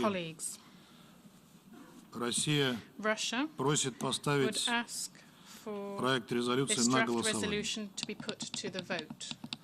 Призываем вас не поддерживать этот проект. Однако мы знаем However, we о know беспрецедентном about давлении, unprecedented которое pressure наши западные that our партнеры Western оказывали partners на are огромное exerting количество on a стран, large number of countries, заставляя их urging проголосовать them to так, как vote это угодно им. as they see fit. Это нельзя назвать This даже is not давлением. something even that we can call pressure. Это были открытые It was циничные угрозы. open and cynical Нам об этом threats, известно. and we know about it. Этот документ не This будет document will способствовать not прекращению allow us военных to действий. end military activities. Наоборот, он On может the одобрить contrary, it could киевских, embolden ободрить киевских радикалов and и националистов Kiev и radicals дальше and любой ценой nationalists to определять политику continue в to стране, determine the policy of their удерживая в country at any заложниках мирное население. price, holding peaceful civilians Причем hostage, не в but not переносном, а в in the прямом смысле этого figurative слова. sense of the term, but in the literal Сейчас sense именно of it. так и Now, происходит that в is what ряде is крупных happening городов in a series Украины, of cities in где Ukraine население where используется в people are качестве being живого used щита. as human shields. Сегодня стало известно, Today we've что learned вооруженные that силы in Украины the не дают Ukrainian мирным military are жителям not Мариуполя giving покинуть город, allowing citizens of Mariupol to leave the city. удерживают их, They are в том числе женщин и They детей, are keeping them в there, одной из including школ women Мариуполя. and children there in one of the schools in Mariupol. Насильно доставляют обратно всех гражданских лиц, которые пытались покинуть город по предоставленным гуманитарным коридорам. Нам также известно и о планируемых националистическими батальонами провокаций, которые они заготовили с участием гражданского населения с тем, чтобы впоследствии обвинить в этом российские войска. Вопреки нормам международного гуманитарного права, в жилых кварталах размещается военная техника, системы залпового огня, артиллерийские установки. Мы сегодня передадим примеры подобных действий руководству ООН, которое до настоящего момента утверждало, что не располагает подобными свидетельствами. Хотя видеоролики, снятые простыми украинскими гражданами, свободно распространяются в интернете. Ответственность за это полностью лежит на украинских властях, так же, как и за безответственную и преступную раздачу оружия всем желающим, включая выпущенных из тюрем заключенных. Это уже привело к массовым случаям грабежей, убийств и мародерства. Уважаемые коллеги, ваш отказ поддержать проект сегодня стал бы голосованием в пользу мирной Украины, свободной от радикализма и неонацизма, живущей в мире со своими соседями и отказавшейся от внешнего управления. Именно на достижение этих целей направлена наша специальная военная операция, которую авторы резолюции пытаются представить в качестве агрессии. Мы сегодня слышали от украинского представителя слова о нацизме, но он стыдливо умолчал о разгуле неонацизма на самой Украине, о бесчинствах неонацистских и националистических радикальных организаций, о факельных шествиях и прославлении пособников Гитлера. Те, кто интересовался развитием украинского кризиса, прекрасно понимают его генезис. Действуя сегодня, мы прежде всего стремимся остановить восьмилетнюю войну майданного режима с населением Донбасса. За прошедшие годы наша страна сделала все возможное и невозможное, чтобы избежать такого сценария. Мы, по выражению генерального секретаря, кстати говоря, перевернули все камни и постучались в каждую дверь, однако так и не были услышаны. Жители Донбасса продолжали и продолжают бомбить, не собираясь останавливаться на 14 тысяч погибших, подавляющее большинство из которых приходится на жителей ДНР и ЛНР. Цели нашей специальной операции, объявленные на основании статьи 51 Устава ООН, выполняются и будут достигнуты. При этом мы не наносим ударов по гражданским объектам и мирным жителям. Не верьте огромному количеству фейков, распространяемых в интернете на этот счет. Эти фейки пеклись, как пирожки, в Центре информационно-психологических операций специальных сил операции Украины. Этот центр вчера был уничтожен. Мирный сценарий для Украины можно ускорить, если радикалы позаботятся о сохранности жизни граждан своей страны и не будут прикрываться им. Такого призыва в тексте поставленного на голосование документа нет. В нем также ничего не сказано о незаконном перевороте в Киеве, когда в феврале 2014 года при попустительстве Германии, Франции и Польши и при поддержке Соединенных Штатов был свергнут законно избранный президент страны. В этом проекте нет ничего и о том, что новые националистические власти тотчас же ограничили права граждан на использование русского языка. Это дало старт огромной цепочке нарушений базовых прав жителей Востока страны, и не только Востока, включая самое ценное право – право на жизнь. Многие из вас не хотят ничего слышать о трагедии, которая началась на Украине после Майданного переворота 2014 года, о заживо сожженных людях в Одессе, о преследованиях и убийствах несогласных, и самым ярким проявлением этого стала развязанная Киевом война против Донбасса. Ничего в документе нет и о том, что на протяжении 8 лет Соединенные Штаты и Европа накачивали и сейчас накачивают Украину вооружением, помогая майданному режиму убивать мирных жителей на Донбассе. Оправдывали лояльные киевские власти за полное игнорирование минских договоренностей и саботаж резолюции Совета Безопасности 2202. Наконец, этот проект — это очевидная попытка тех, кто за последние десятилетия совершил бесчисленное количество агрессий, незаконных с точки зрения международного права военных операций, переворотов, одним из которых стал и майданный переворот на Украине, выставить себя поборниками международной законности. Благодарю вас. I thank the distinguished representative of the Russian Federation, and now I give the floor to the distinguished representative of Serbia.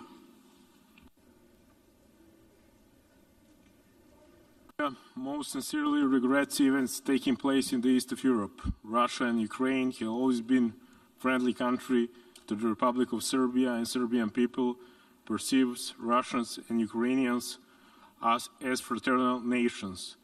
We felt loss of life of each man in Ukraine is true tragedy. The Republic of Serbia is committed to observing principles of territorial integrity and political independence of states as one of the basic principles of international law based on UN Charter and final Act from Helsinki from 1975, which guarantees the right of states to inviolability of borders, just like it is committed to the preservation of sovereignty and integrity of its own territory. The Republic of Serbia, likewise, advocating respect for territorial integrity of other sovereign nations, and regardless of not agreeing with all formulation state in resolution, will vote in favor of a resolution. I am obliged to point to PP 13 and remind that the first attack against a sovereign state on the soil of Europe after the Second World War took place not so long ago, in 1999, when 19 countries attacked, at that time, Federal Republic of Yugoslavia, primarily Republic of Serbia, when there was no appropriate reaction of such distinguished institution to this flagrant violation of UN Charter, despite the fact they still suffer from consequence of severe violation of fundamental principles of international law by others. Serbia is not giving up these principles even today. The Republic of Serbia will continue to advocate termination of conflicts, expecting that the parties will invest additional efforts into reaching diplomatic solution and creating conditions for peace throughout dialogue. Serbia will provide all kind humanitarian aid to endangered Ukrainian citizens while remaining committed to peace and consistent respect for international law. Thank you. I thank the distinguished representative of Serbia, and now I give the floor to the distinguished representative of Syrian Arab Republic.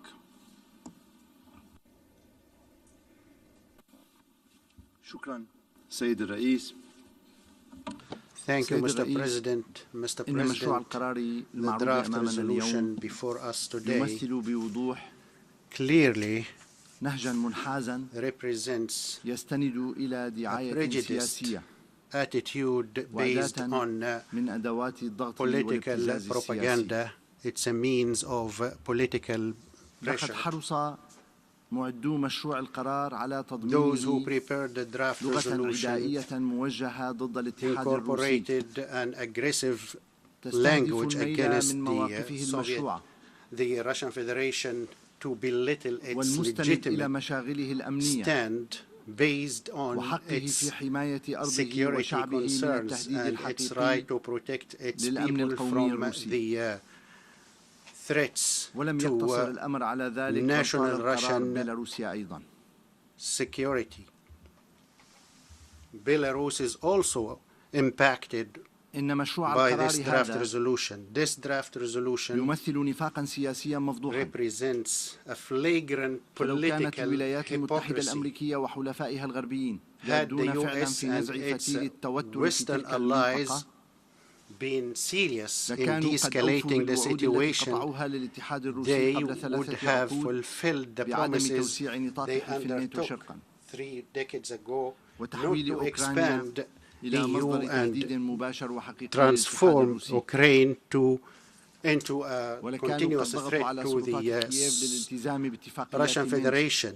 And they should have pressured Ukraine to abide by Minsk and to stop the violations against the civilians in Donbass, let alone those countries' eagerness to supply Ukraine with heavy weaponry and missiles, encouraging volunteers to fight in Ukraine. This indicates the clear-cut desire of those countries for provocations and not for containment and de-escalation. This draft resolution coincides with huge media campaign to spread erroneous information and lies. It's not designed to find a clear-cut and real solution for the crisis, rather to defame the Russian Federation. It is a text that is full of loopholes and untruths. It ignores the real reasons for the escalation of tension and for the eruption of hostilities. Those who are eager to defend the Charter of the United Nations now today, they should have shown the same eagerness vis-à-vis Israel's continued occupation of the Arab territories and the aggression committed by the Turkish forces against our territory. What about the U.S. violations of the territorial integrity of our land, Syrian territories? Syria's rejection of Western hegemonistic policies and interference in the internal affairs of the states, prolongating crises, promulgating and spreading anarchy, opting for double standards and selectivities, imposing unilateral sanctions, make it necessary for us to reject this draft resolution and vote against it. Thank you, Mr. President. I thank the distinguished representative of Syrian Arab Republic. And now I give the floor to the distinguished representative of St. Vincent and the Grenadines. Mr. President, it is clear from the debate over the past 2 days that the membership of the United Nations is united in its call to end the war in Ukraine and return to diplomacy. St. Vincent and the Grenadines wishes to offer an explanation of its vote on the draft resolution before us today. Mr. President, St. Vincent and the Grenadines will vote in favor of the draft resolution. We will vote in accordance with our steadfast commitment to upholding the purposes and principles of the United Nations Charter, which form the core of multilateralism and gave birth to our United Nations 76 years ago. It bears repeating, Mr. President, that these principles underscore respect for sovereignty, political independence, and territorial integrity of states and enjoin member states to refrain from the threat or the use of force in the conduct of their international relations. Our support for the draft resolution is rooted in our conviction that the strict adherence to international law, including international humanitarian and human rights law, and the principles of peace, dialogue, and compromise for the preservation of humanity is not optional. As a small island developing state, full compliance with the bedrock principles of international law remains an existential issue. We take the floor again, Mr. President, to repeat our call for these principles to be applied consistently and upheld as universal truths instead of selective, uneven, and unpredictable tools to further great power ambition anywhere and by anyone.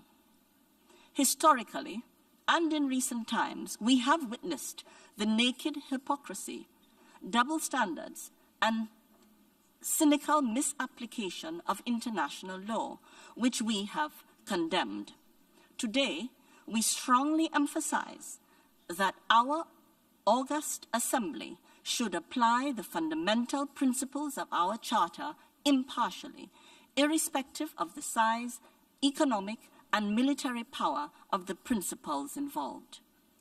Mr. President, in the midst of prevailing global challenges, such as the climate crisis and the COVID-19 pandemic, we simply cannot afford another conflict. War does not manage grievances.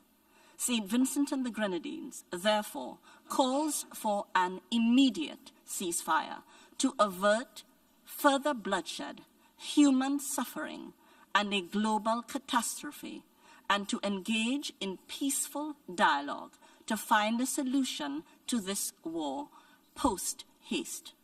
Today, we must unite for peace. Thank you, and peace profound to all. I thank the distinguished representative of St. Vincent and the Grenadines. We have heard the last speaker in explanations of vote before the vote.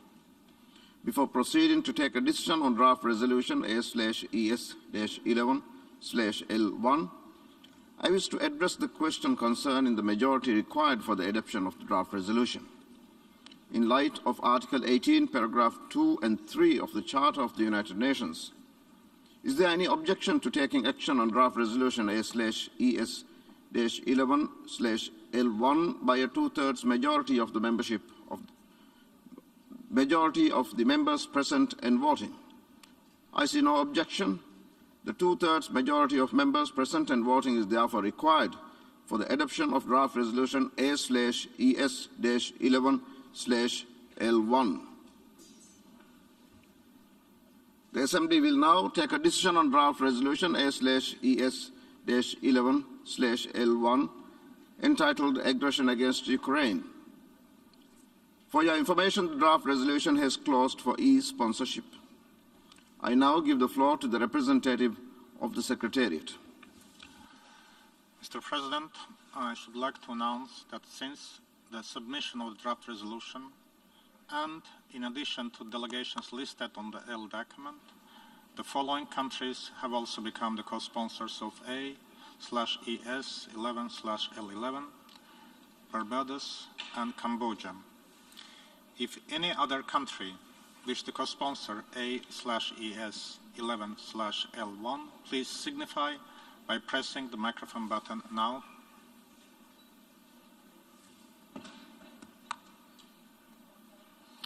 There is nothing further, Mr. President. I thank the representative of the Secretariat. A recorded vote has been requested. We shall now begin the voting process. Those in favor of draft resolution A/ES-11/L1, please signify. Those against, abstentions.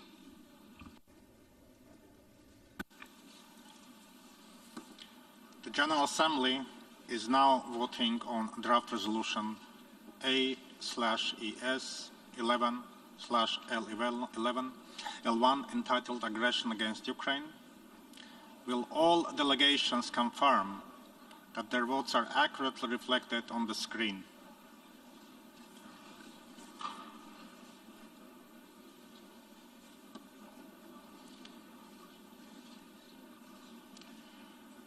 The voting has been completed. Please lock the machine.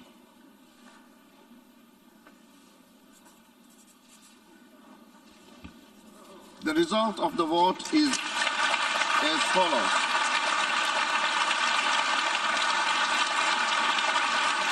The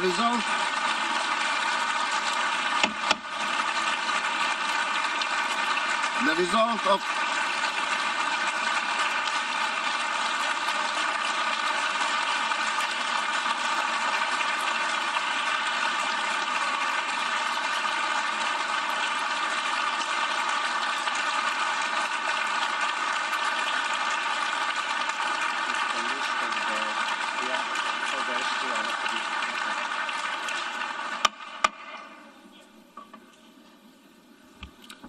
The result of the vote is as follows.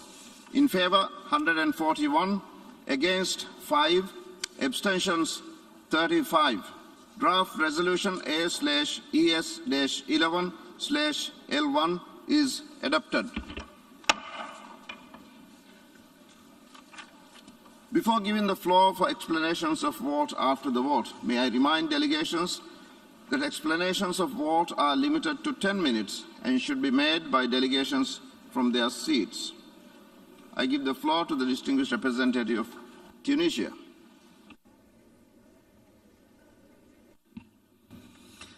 شكرا سيد الرئيس.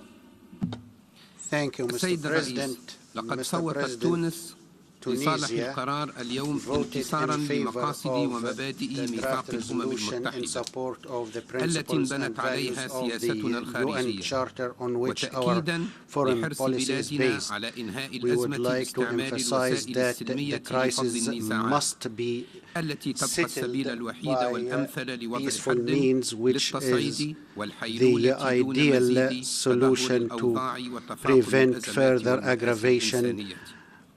of the situation and further human tragedy.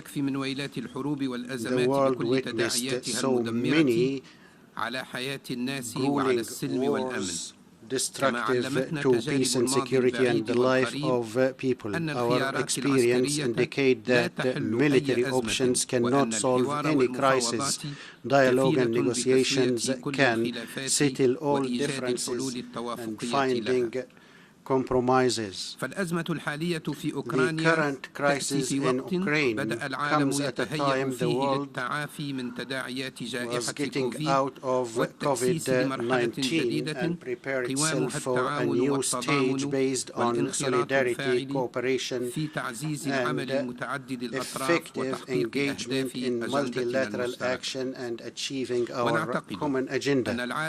We believe that the world cannot undertake or cannot burden itself by further crises. We encouraged the engagement of the parties in peaceful negotiations, and we urge the international community to intensify efforts to obligate these parties to resort to negotiations in a manner to cease hostilities and to prepare the way for finding permanent solution.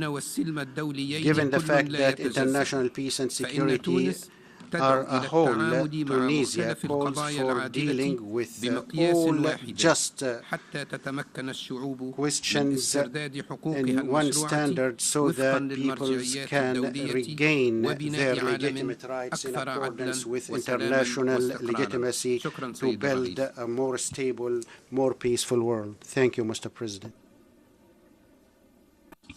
I thank the distinguished representative of Tunisia, and now I give the floor to the distinguished representative of Rwanda. Thank you, Mr. President, for giving me the floor. Mr. President, Rwanda takes the floor to explain its position on the vote we just cast. Rwanda voted in favor of this resolution to firmly support that sovereignty, independence, and interior integrity of any country must be respected. We supported this resolution to reaffirm our commitment to the Charter of the United Nations.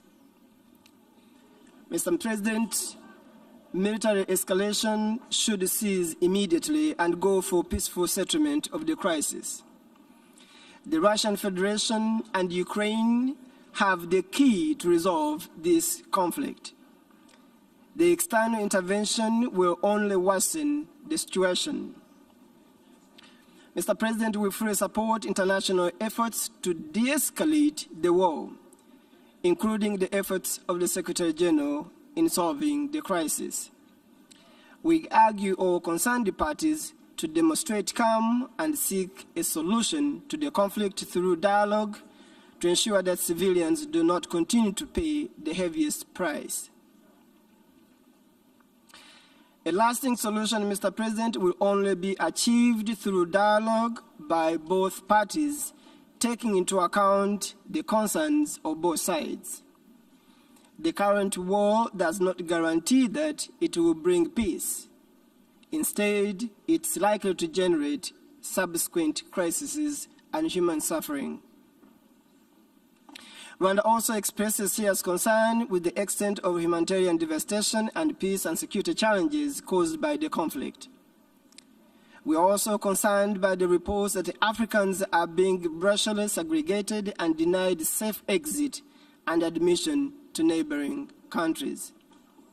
We call on all those who are involved to allow unhindered evacuation without looking at the color of origin of anyone. Mr. President, the founding principles of the United Nations Charter is to live peacefully with each other, uphold the sovereignty and territorial integrity of states while considering the security interests of other countries. Diplomatic options present the better solution to the sustainable peace. We call for open dialogue and negotiations in good faith. Finally, Mr. President, Rwanda calls for a sincere commitment to the United Nations Charter and international order. The ongoing crisis poses a severe threat to international peace and security. We encourage concerned parties to give a chance to peace. We wish to underline that a long-lasting solution to the current crisis primarily lands and is in the hands of both Ukraine and the Russian Federation. Dialogue is the only option to resolve the current crisis. I thank you, Mr. President. I thank the distinguished representative of Rwanda, and now I give the floor to the distinguished representative of China. Thank you, Mr. President. 主席先生， Mr. President, 乌克兰局势 there continues to be dramatic changes of the situation in Ukraine. What is now unfolding is indeed heart-wrenching. China's basic position on the Ukraine issue is consistent and unequivocal. We always believe that all countries' sovereignty and territorial integrity should be respected, and that international disputes should be resolved peacefully in accordance with the purposes and principles of the UN Charter. The top priority right now is is to ease the situation on the ground as much as possible and prevent the situation from escalating or even getting out of control. Russia and Ukraine have already held their first round of negotiations. Despite their differences, both sides have shown their willingness to continue the negotiations. China welcomes this. Faced with the highly complex and sensitive situation, China once again calls on the international community to stick to the overall direction of a political settlement and foster an enabling atmosphere and conditions for direct dialogue and negotiations between the parties concerned. Mr. President, any action taken by the United Nations and the relevant parties should give priority to regional peace and stability and the universal security of all parties, and should play a positive role for de-escalation and diplomatic solutions. Regrettably, the draft resolution submitted to this emergency special session for vote has not undergone full consultations with the whole membership, nor does it take into full consideration the history and the complexity of the current crisis. It does not highlight the importance of the principle of indivisible security or the urgency of promoting political settlement and stepping up diplomatic efforts. These are not in line with China's consistent position. Therefore, we had no choice but to abstain in the voting. Mr. President, the final settlement of the Ukraine crisis requires abandoning the Cold War mentality, abandoning the logic of ensuring one's own security at the expense of others' security, and abandoning the approach of seeking regional security by expanding military blocs. It is important to give full attention and respect to the legitimate security concerns of all countries, and on that basis, conduct negotiations to put in place a balanced, effective, and sustainable European security mechanism.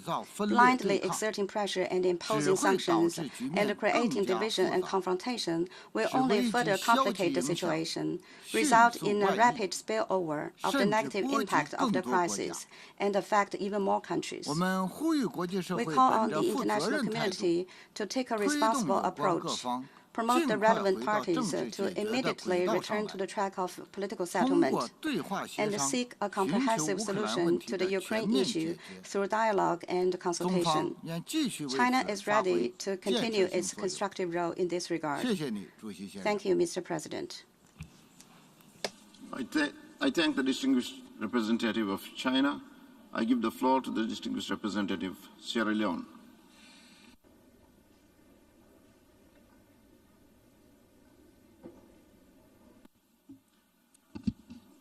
Mr. President, Secretary General, Excellencies, the delegation of Sierra Leone has requested for the floor to explain its position on the agenda item and vote on the resolution. The government of Sierra Leone is gravely concerned about the regrettable, serious situation created in Ukraine with ramifications for regional and international peace and security. Sierra Leone also expresses serious concern over the growing refugee and humanitarian situation in and around Ukraine, and particularly the safety and well-being of Sierra Leonean students in Ukraine.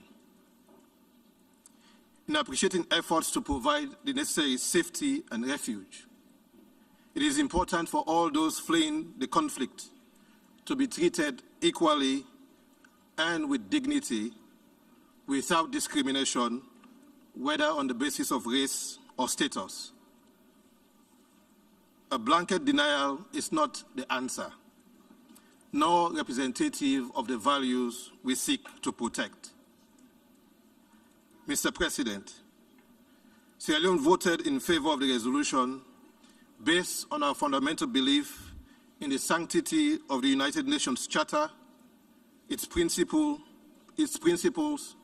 and the purposes of the organization. Our vote today is not a selective application of our fundamental belief in the principles of sovereign equality of all UN member states, the territorial integrity or political independence of member states, non-interference, and the peaceful settlement of dispute. Our vote today is not to absolve the actions and inactions of the United Nations, particularly in addressing peace and security questions in Africa. While we believe that the United Nations must be consistent in the application of its charter and in pursuit of its purposes, resorting to the threat or use of force and the violation of the territorial integrity of any member state inconsistent with the charter must be rejected. Sierra Leone accordingly calls for the full respect of the national sovereignty and territorial integrity of Ukraine within its internationally recognized borders. We also call for the immediate cessation of hostilities, and in this regard, we welcome the commencement of ceasefire talks, and we urge for the continuation of the talks in a meaningful way. Finally, we also urge for good faith diplomatic efforts to resolve the conflict. I thank you. I thank the distinguished representative of Sierra Leone, and now I give the floor to the distinguished representative of Thailand. Mr. President, Thailand has carefully considered the draft and voted in support of the resolution because of the overriding importance that Thailand attaches to the principles enshrined in the United Nations Charter and those of international law, in particular, respect for sovereignty, territorial integrity, and the non-use of force against states. Our support of the resolution also underlines our deep concerns for the plight of affected civilians and the humanitarian consequences of the hostilities and violence in the area. In this regard, we call on all parties to fully comply with their obligations under international humanitarian law. We are also concerned with the potential longer-term consequences on the rules-based international order and renew our call towards peace and for all parties to enhance dialogue through various means to truly realize a peaceful settlement of the situation. Thank you. I thank the distinguished representative of Thailand, and now I give the floor to the distinguished representative of Brazil.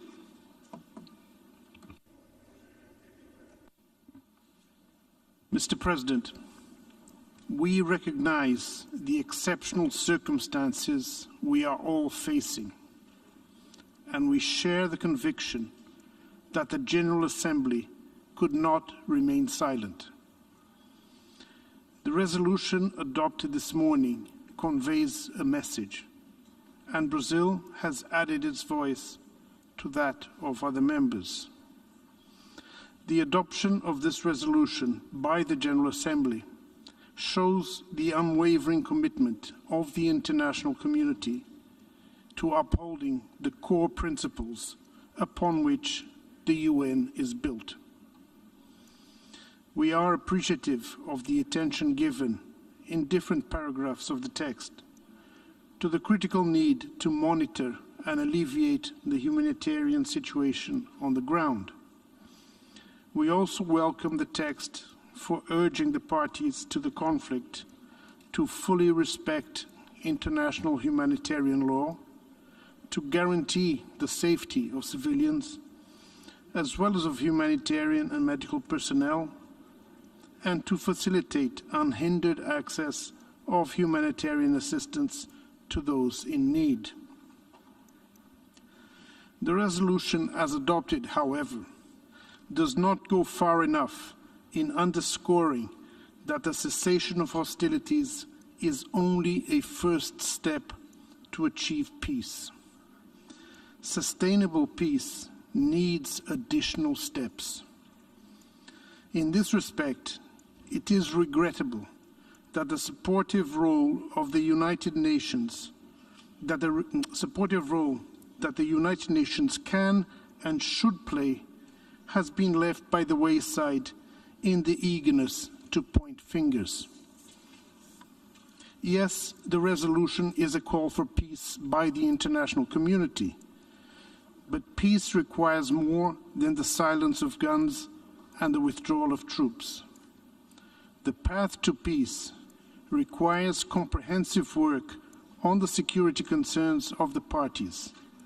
The only precondition should be an immediate ceasefire. Mr. President, the resolution cannot be seen as permissive towards the indiscriminate application of sanctions and the deployment of arms. These initiatives are not conducive to the proper resumption of a constructive diplomatic dialogue and risk further escalating tensions with unpredictable consequences to the region and beyond. We also have concerns about preambular paragraph 15. It is not constructive at this moment fraught with danger in this particular resolution to comment on military measures adopted by any specific nuclear power, be it the Russian Federation or the members of NATO. Once effective negotiations do get started, all the parties must show true flexibility and spirit of compromise. Lasting solutions can only be achieved at the negotiating table through committed dialogue.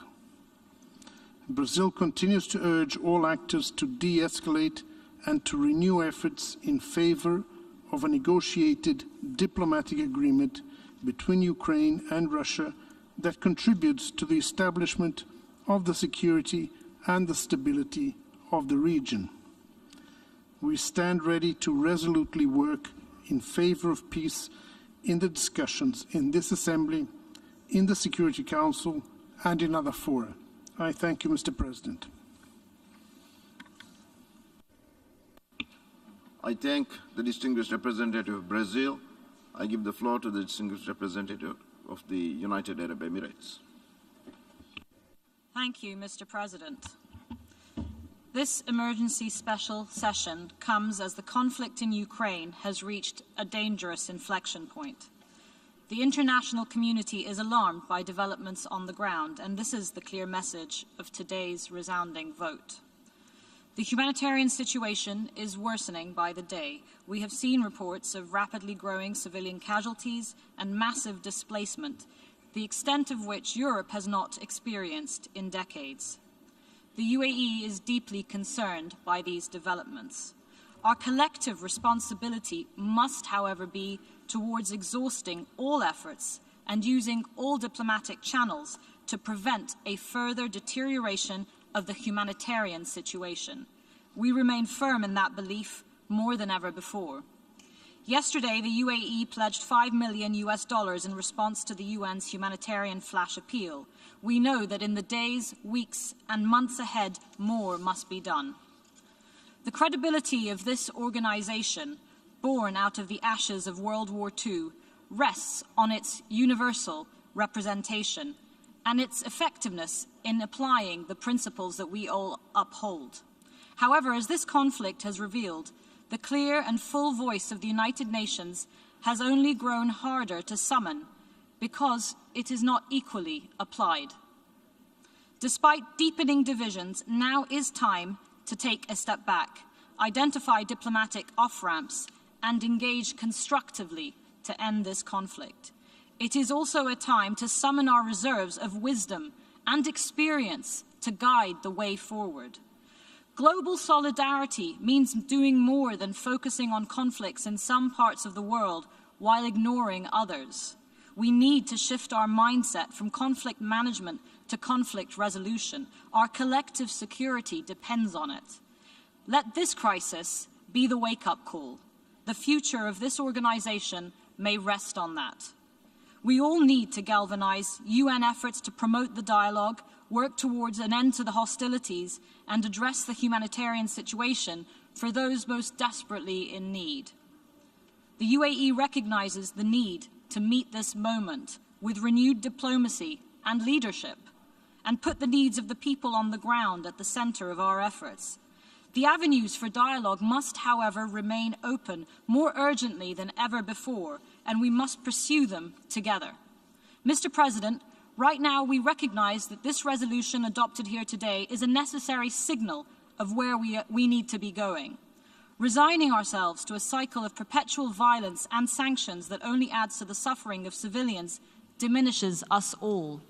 We voted for this resolution, and we join with member states in making this appeal to peace, a just peace that endures by recognizing the legitimate concerns of all parties and also abides by the UN's charters of principles and independence and sovereignty and territorial integrity. This resolution, however, as others have said, is not enough for a sustainable peace. Resolution of this conflict requires dialogue and effective diplomacy. This text represents the determination of member states to respond to the conflict today in Ukraine. That is the call that rings clearly from this meeting. We must now turn to finding ways to bring about its peaceful resolution with full respect for and commitment to real and engaged diplomacy. Thank you. I thank the distinguished representative of the United Arab Emirates, and now I give the floor to the distinguished representative of India.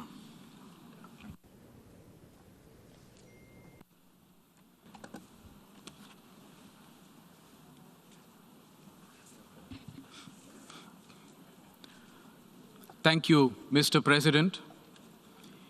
India has been deeply concerned over the rapidly deteriorating situation in Ukraine and the ensuing humanitarian crisis. An Indian national was tragically killed in Kharkiv yesterday due to the ongoing hostilities. We express our deepest condolences to his family and to that of each and every innocent civilian who has lost his or her life in this conflict.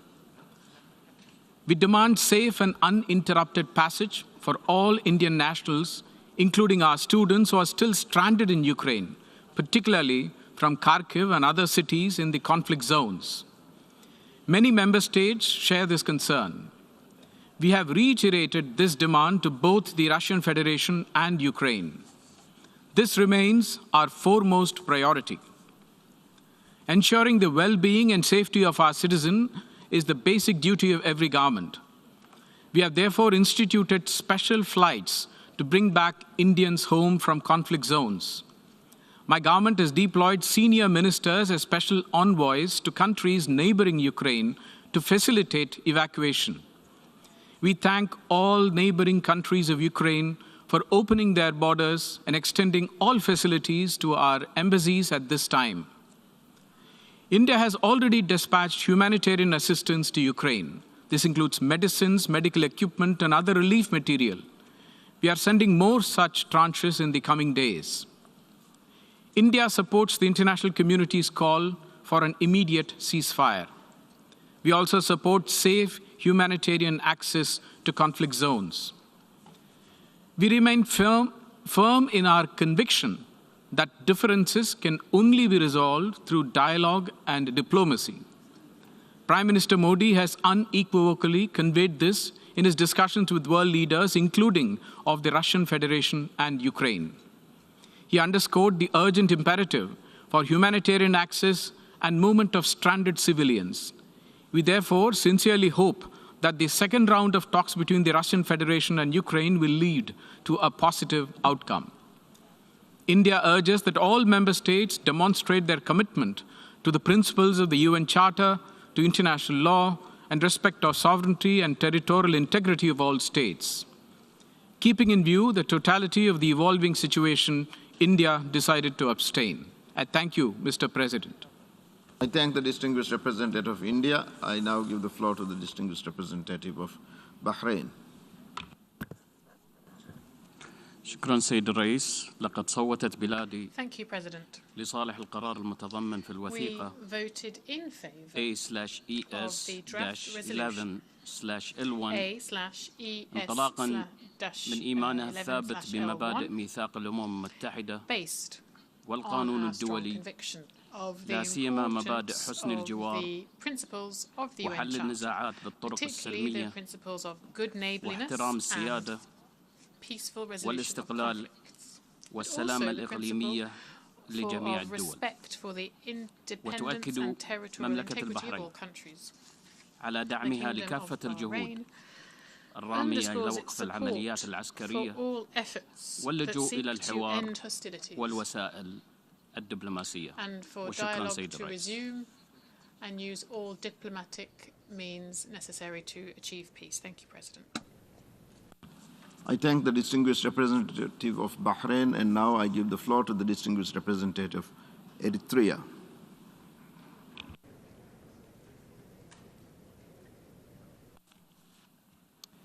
Thank you, Mr. President.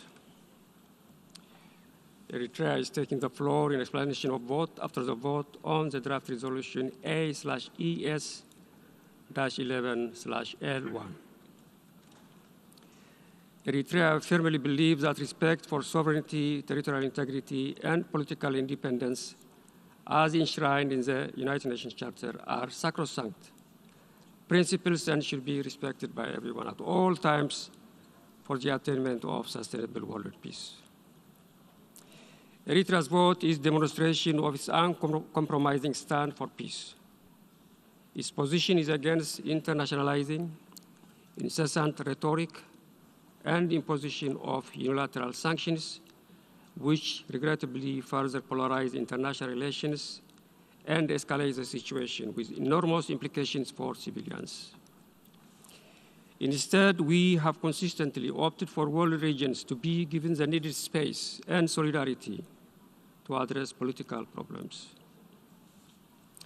The situation between Russia and Ukraine raises serious concern with political, economic, and security ramifications for Europe and the rest of the world. It requires immediate resolution by giving more chance to diplomacy. We hope that the ongoing talks between the two parties on the Belarusian border yields a quick and acceptable agreement to stop the war and pave a foundation for peace in the region. Eritrea opposes all forms of unilateral sanctions as illegal and counterproductive. Eritrea, the country that has been subjected to such measures by the West for 2 decades, including new sets of unilateral measures, understands that sanctions do not resolve problems of peace and security. On the contrary, they only hurt innocent people and undermine the road to peace. It will be remiss if I don't address disturbing reports that African citizens living in Ukraine are facing difficulties to cross the borders. We call on all countries to facilitate safe passage to people fleeing for safety regardless of their racial identity. Let me conclude, Mr. President, by reiterating that, that Eritrea would like to see that the windows for diplomacy remain open. We are confident of the ability of the parties to resolve their differences and reach an outcome that meets the interests and concern of all. We hope that the international community constructively supports the parties in their search for sustainable peace. I thank you, Mr. President. I thank the distinguished representative of Eritrea, and now I give the floor to the distinguished representative of Islamic Republic of Iran. Bismillah ar-Rahman ar-Rahim. Mr. President, the Islamic Republic of Iran is following the ongoing conflict between Russia and Ukraine with grave concern. We reiterate our principled position regarding the need for peaceful settlement of disputes in accordance with international law and underline the need for full respect by all parties for the well-established provisions of the United Nations Charter, international law, including international humanitarian law. We emphasize that the sovereignty and territorial integrity of all states must be fully respected, and the safety and security of all civilians must be guaranteed.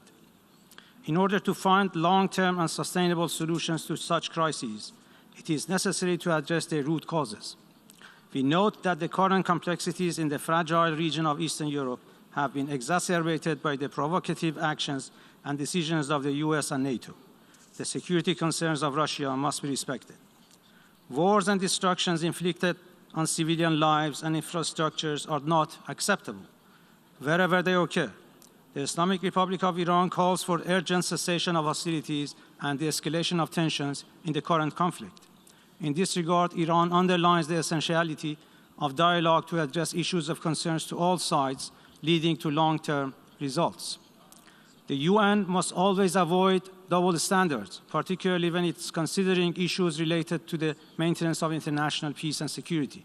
It is unfortunate to note that the UN, in particular the Security Council, has at times neglected this principle, which has undermined its credibility. A case in point is the Security Council's handling of the conflict in Yemen. Mr. President, we believe that the text of the resolution before the General Assembly lacks impartiality and realistic mechanisms for resolving the crisis through peaceful means. Furthermore, not all member states of the UN were given the opportunity to engage in negotiations on the text of the resolution.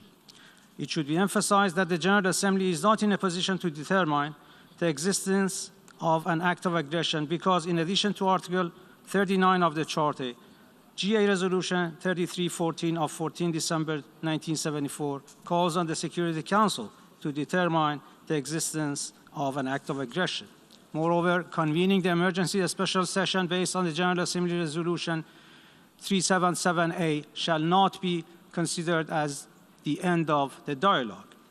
My government continues to call for a comprehensive, peaceful, and sustained resolution to the current conflict, including an immediate ceasefire and a start of the dialogue, as well as provision of humanitarian assistance to the people in need. For the above-mentioned reasons, my delegation abstained from voting on the resolution. I thank you, Mr. President. I thank the distinguished representative of the Islamic Republic of Iran, and now I give the floor to the distinguished representative of Egypt. شكرا سيد الرئيس. تود مصر أن تؤكد على النقاط التالية اتصالا بالقرار الذي تم اعتماده للتو وصوتت مصر لصالحه انطلاقا من إيمانها الراسخ بقواعد القانون الدولي ومبادئ ومقاصد ميثاق الأمم المتحدة. واحد، إن البحث عن حل سياسي سريع لإنهاء الأزمة عبر الحوار وبالطرق السلمية ومن خلال دبلوماسية نشطة يجب أن يظل نصب أعيننا جميعا والهدف الأساسي للمجتمع الدولي بأسره في التعامل مع الأزمة الراهنة، ومن ثم يتعين إتاحة الحيز السياسي الكفيل بتحقيق ذلك الهدف الأساسي. اثنين، تؤكد مصر أنه لا ينبغي أن يتم غض الطرف عن بحث جذور ومسببات الأزمة الراهنة والتعامل معها بما يضمن نزع فتيل الأزمة وتحقيق الأمن والاستقرار. ثلاثة، ترفض مصر منهج توظيف العقوبات الاقتصادية خارج إطار آليات النظام الدولي متعدد الأطراف من منطلق التجارب السابقة والتي كان لها آثارها الإنسانية السلبية البالغة وما أفضت إليه من تفاقم معاناة المدنيين طوال العقود الماضية.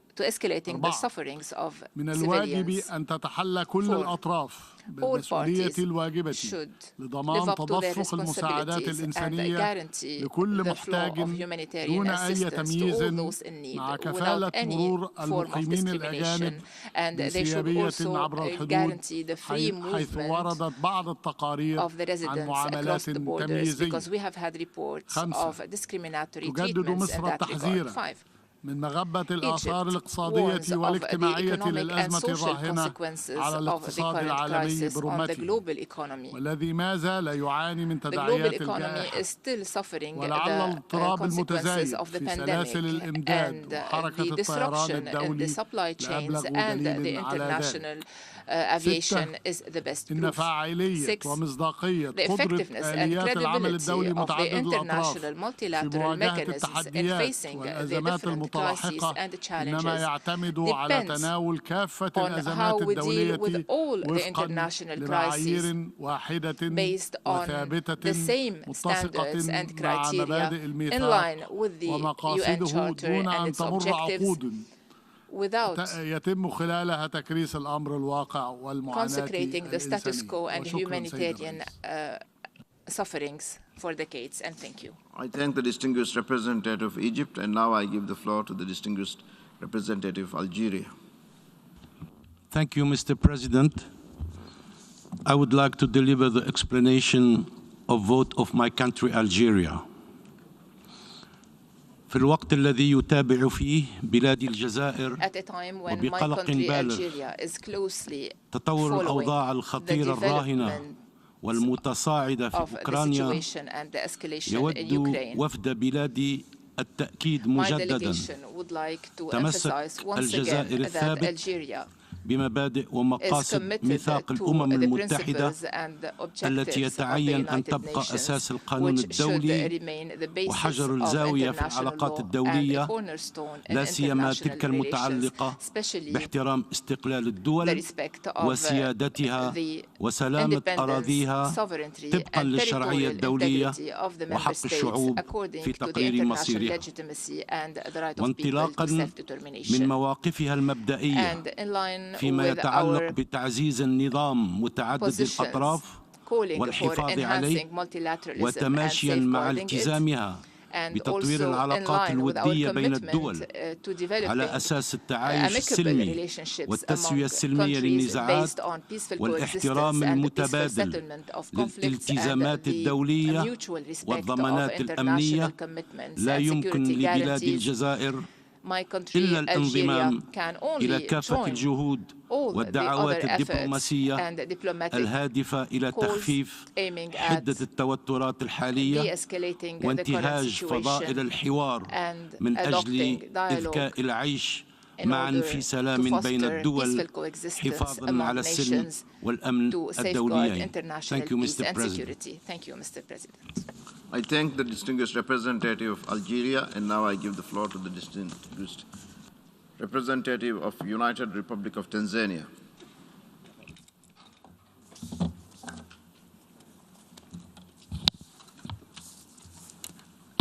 Mr. President, the United Republic of Tanzania has decided to abstain this resolution as a matter of principle and in defense of the UN Charter.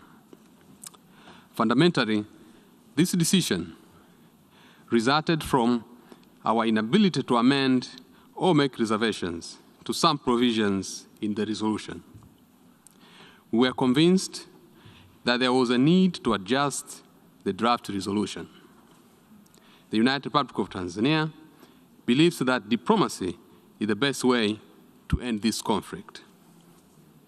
To this end, we appeal to all parties to the dispute to uphold human rights and their obligations under international law and humanitarian law, to de-escalate the conflict and give peace a chance.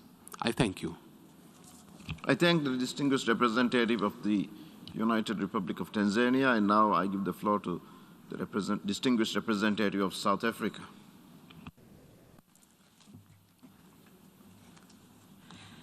Thank you, Mr. President, and we thank you for giving us the opportunity to take the floor to elaborate on South Africa's decision to abstain on today's resolution.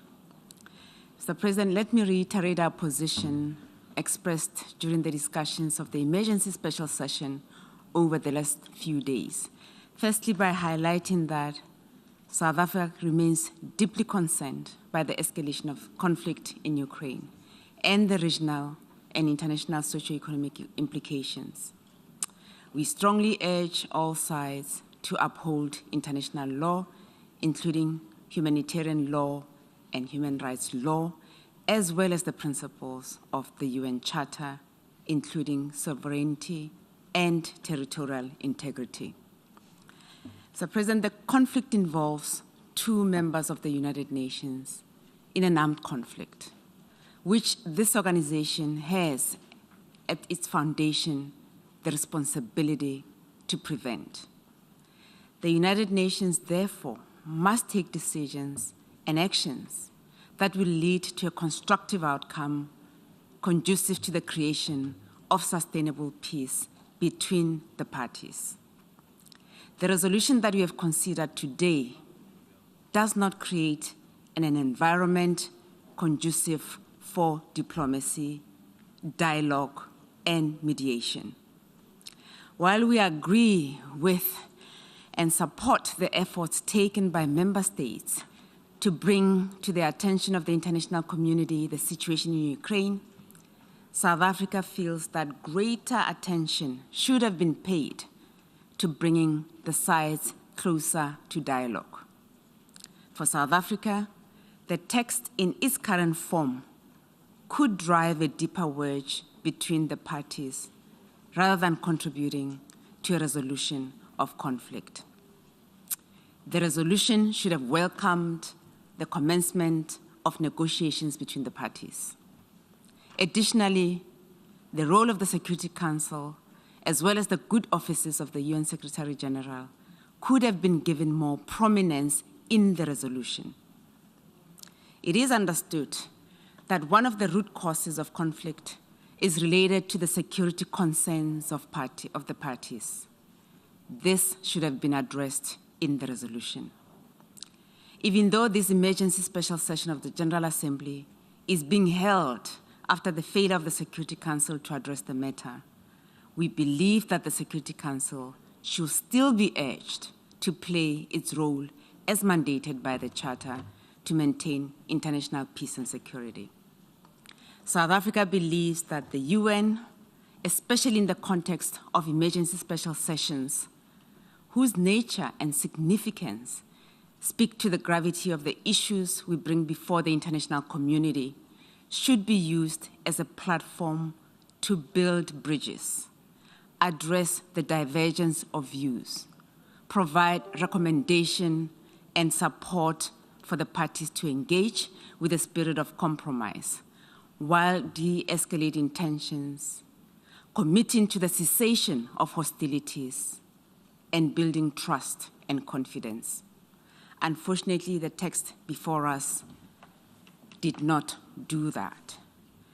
South Africa will have also preferred an open and transparent process to negotiate the resolution today. This would have allowed all of us, as equal members of the Assembly, to present our views and ideally reach a level of understanding before the text was tabled. As member states of the organization committed to global peace and development, we must continue to work together to promote peace. Gestures that merely create the impression of promoting peace without meaningful action will not assist. I thank you, Mr. President. I thank the distinguished representative of South Africa, and now I give the floor to the distinguished representative of Lebanon.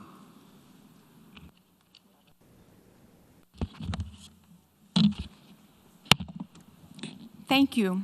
Thank you, Mr. President.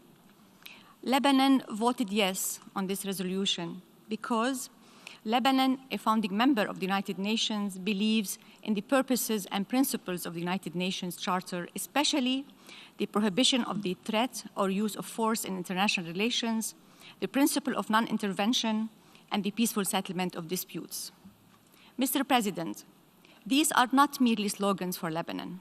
We lived through invasions, occupation, intervention in Lebanon's internal affairs, and experienced devastation, loss, and pain that we are still enduring its consequences today. That's why our decision today was not taken lightly. We know what happens in wars, but we also know that wars happen not only when people fail to prevent them, but most importantly, when the voices of war drown the cries for peace. Lebanon, a peace-loving nation, enjoys a good relationship and friendships with all parties to this conflict, with Russia and Ukraine. And in this spirit, we call on everybody to go back to the logic of peace. Mr. President, yesterday, a European colleague told me he has never lived through war. I was happy for him. I lived through at least 2 invasions, a civil war, multiple assassinations, and explosions. That's why, Mr. President, I don't want anybody to live in what we lived through. It's time for diplomacy, for dialogue, and a peaceful resolution of this conflict. I hope that all my colleagues here in this GA hall will put the same energy and commitment that was put to make this vote and its result a reality, to start working for a peaceful resolution that takes both sides' concerns and interests into consideration, so the world will step away from this abyss of war. Mr. President, the preamble of the United Nations Charter tells us, quote, to unite our strength, to maintain international peace and security. Now we need this unity. Unity for peace. The United Nations is well positioned to step up and step in to make this peace a reality. Now we need to stop the escalation in words and deeds and help both sides to take the path of peace for the sake, not only the two sides, but for the sake of our world. Mr. President, we in the Middle East are very concerned about this war because of its impact on Europe, but also because we know from experience what happens in Europe does not stay in Europe. That the last two world wars left deep scars in our part of the world, obliterated countries and hopes, and we are still living its aftermath today. I hope, Mr. President, we all learn the lessons of the last wars, and I hope that from this moment we start working only for peace, peace in our time, peace in all time, as a former president of the United States said. Mr. President, I agree with Albert Camus in his speech upon receiving the Nobel Peace Prize in literature in 1957, that probably, and as a quote, every generation sees itself as charged with remaking the world. Mine, however, knows that it will not remake the world, but its task is perhaps even greater, for it consists in keeping the world from destroying itself. This is the same responsibility bestowed on us as the Charter instructed us to save succeeding generations from the scourge of war. I thank you, Mr. President. I thank the distinguished representative of Lebanon, and now I give the floor to the distinguished representative of Malaysia. Mr. President, as a member of the family of nations, Malaysia is committed to the principles and purposes of the Charter of the United Nations and the ideals it espouses. We reiterate the inviolability of the fundamental principles of territorial integrity and sovereignty of a country, and peaceful settlement of disputes in the maintenance of international peace and security, as well as global prosperity. All parties must uphold these fundamental and sacrosanct principles of the UN Charter and international law that guide the conduct of friendly relations between nations and peaceful coexistence. Many will agree that the resolution before us is far from perfect. While my delegation continues to have concerns with some of the language contained in the resolution, Malaysia voted in favor of it as a matter of principle and out of our strong conviction of the aforementioned principles. Mr. President, Malaysia values its strong and close relation with Ukraine and Russia. We believe the differences and legitimate security concerns of both parties, given the complex geopolitical context, must be addressed through dialogue and peaceful means in accordance with the principles of the UN Charter and rule of law. In this context, we welcome the direct talks held between Russia and Ukraine in Belarus and urge both sides to continue on the peaceful path to prevent further loss of life and destruction. From the vivid discussion at this emergency special session, what stood out glaringly to us as was an overwhelming desire for the current conflict to be peacefully resolved. The General Assembly has spoken with a clear and fervent voice on the matter today. Now, more than ever, the Security Council has to live up to its primary responsibility as the custodian of international peace and security. Malaysia calls on the Security Council to spare no effort in resolving this conflict. Mr. President, the future of humanity is at a precipice. Humanity must prevail, and peace is the only answer. Thank you. I thank the distinguished representative of Malaysia. Now I give the floor to the distinguished representative of Nepal.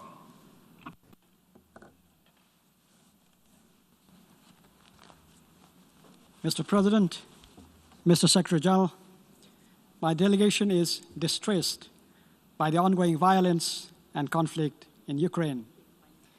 Conflict anywhere inflicts stress everywhere. Nepal is a peace-loving country, as its soil is consecrated by the birth of Lord Buddha, an apostle of peace. For us, values of peace, harmony, and peaceful coexistence are our way of life, so they are supremely precious. Norms of world peace, respect for sovereignty, territorial integrity, and non-aggression as enshrined in the UN Charter are the fundamentals of our foreign policy. The use of force against Ukraine goes contrary to these values and principles. Nepal opposes this violation of international law and the principles of UN Charter. Mr. President, there is no alternative to diplomacy and dialogue, to building peace and sustaining it. Nepal welcomes the second round of talk between Russia and Ukraine.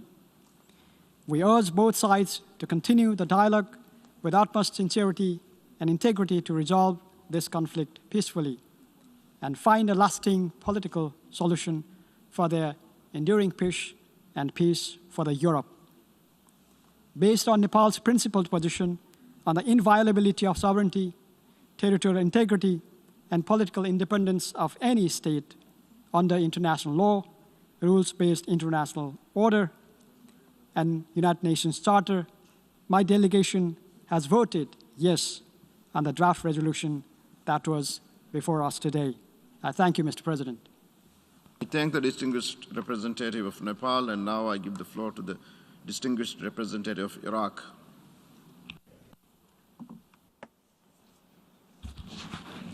شكرا سيد الرئيس. Thank you, Mr. President. طلبنا المشاركة في إبداء تعليل إعلان التصويت. We have requested the floor to justify our vote. صوت العراق بالامتناع على القرار المعتمد أمامنا هذا اليوم in this vote والمرقم on resolution A/ES-11/L1. يأسف العراق لتدهور الأوضاع والتوتر الحاصل بين الاتحاد الروسي وأوكرانيا ويدعو جميع الأطراف إلى حل الأزمة عبر تغليب لغة الحوار من خلال الوسائل الدبلوماسية والركون إلى طاولة المفاوضات invite them to go back to negotiations in order to solve their concerns and in order to safeguard international peace and security وعدم تعريض الدول إلى أزمات اقتصادية وأمنية threaten the world with economic and political crises resulting from this situation.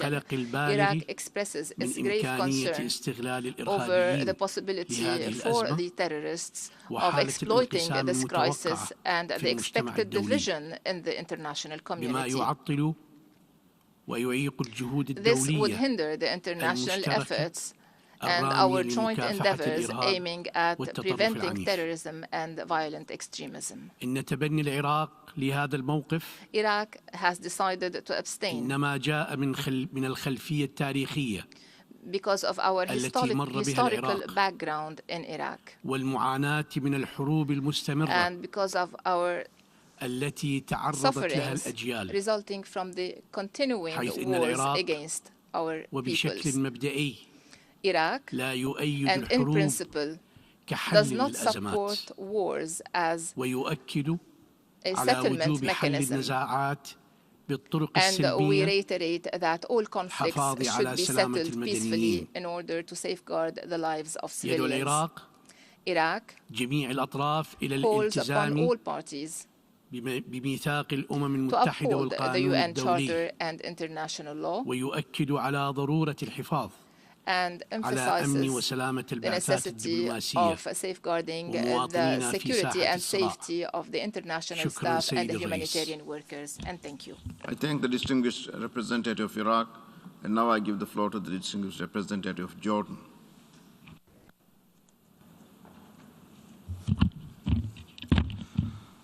شكرا السيد الرئيس.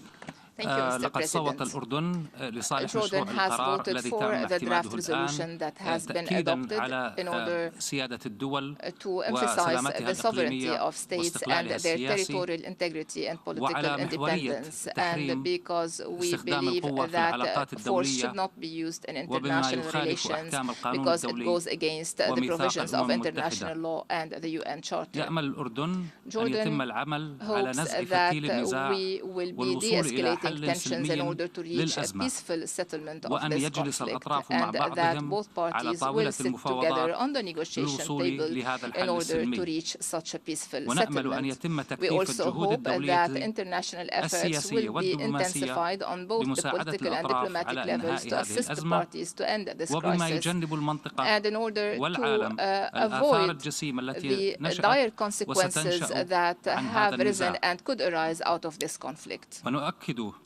And we would like to reiterate that all parties, and I insist all parties, should respect the international humanitarian law, human rights, and the international refuge law without any discrimination.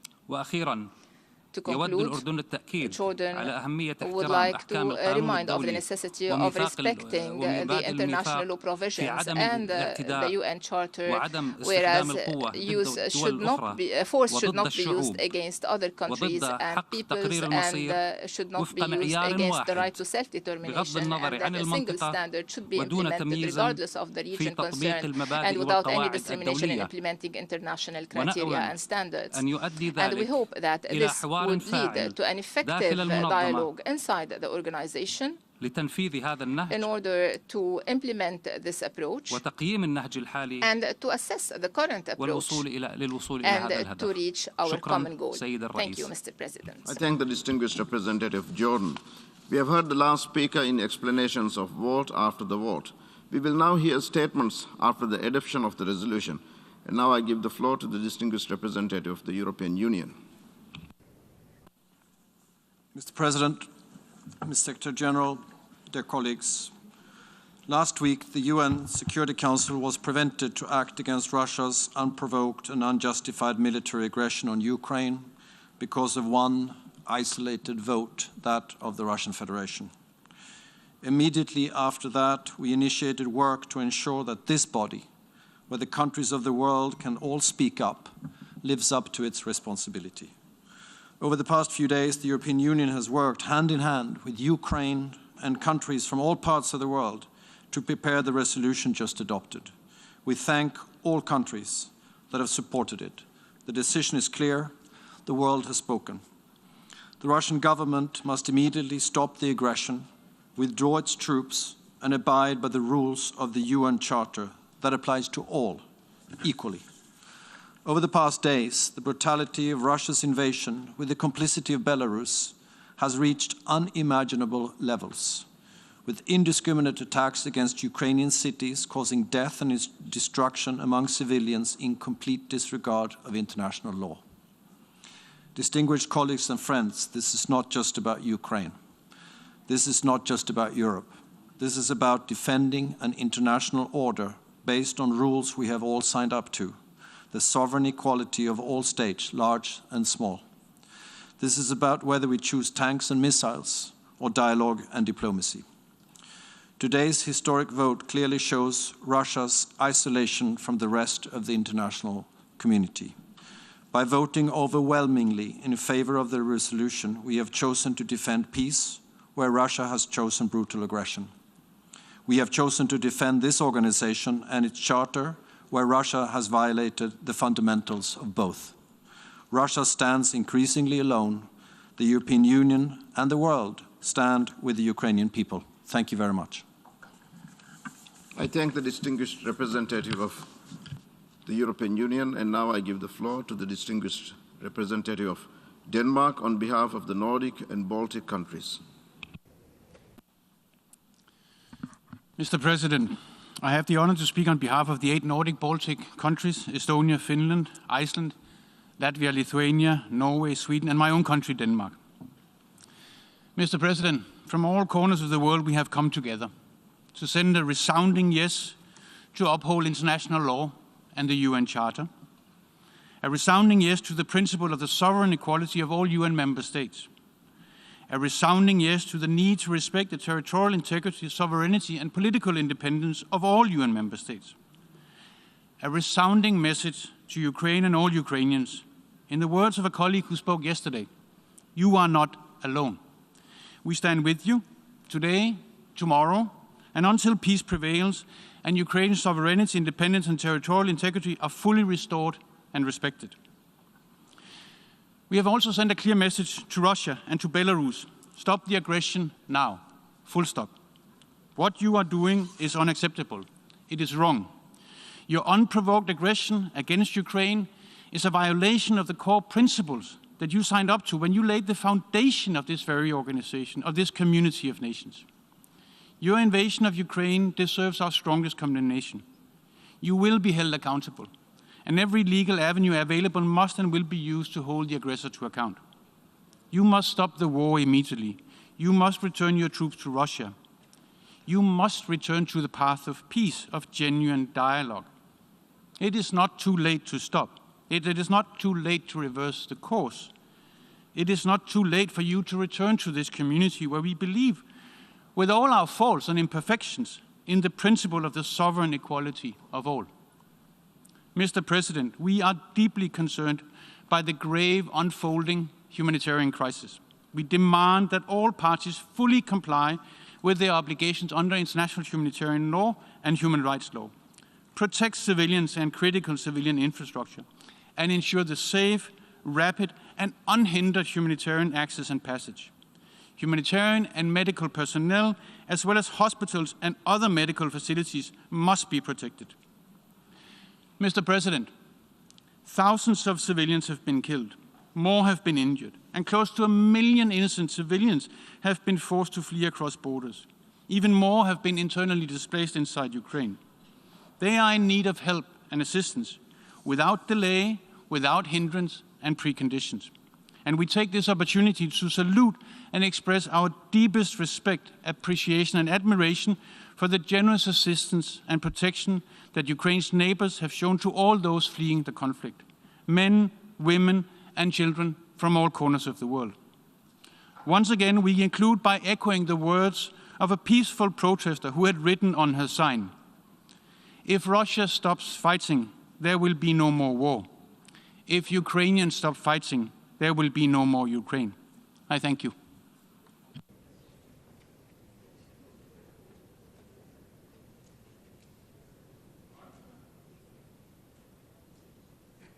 I thank the distinguished representative of Denmark.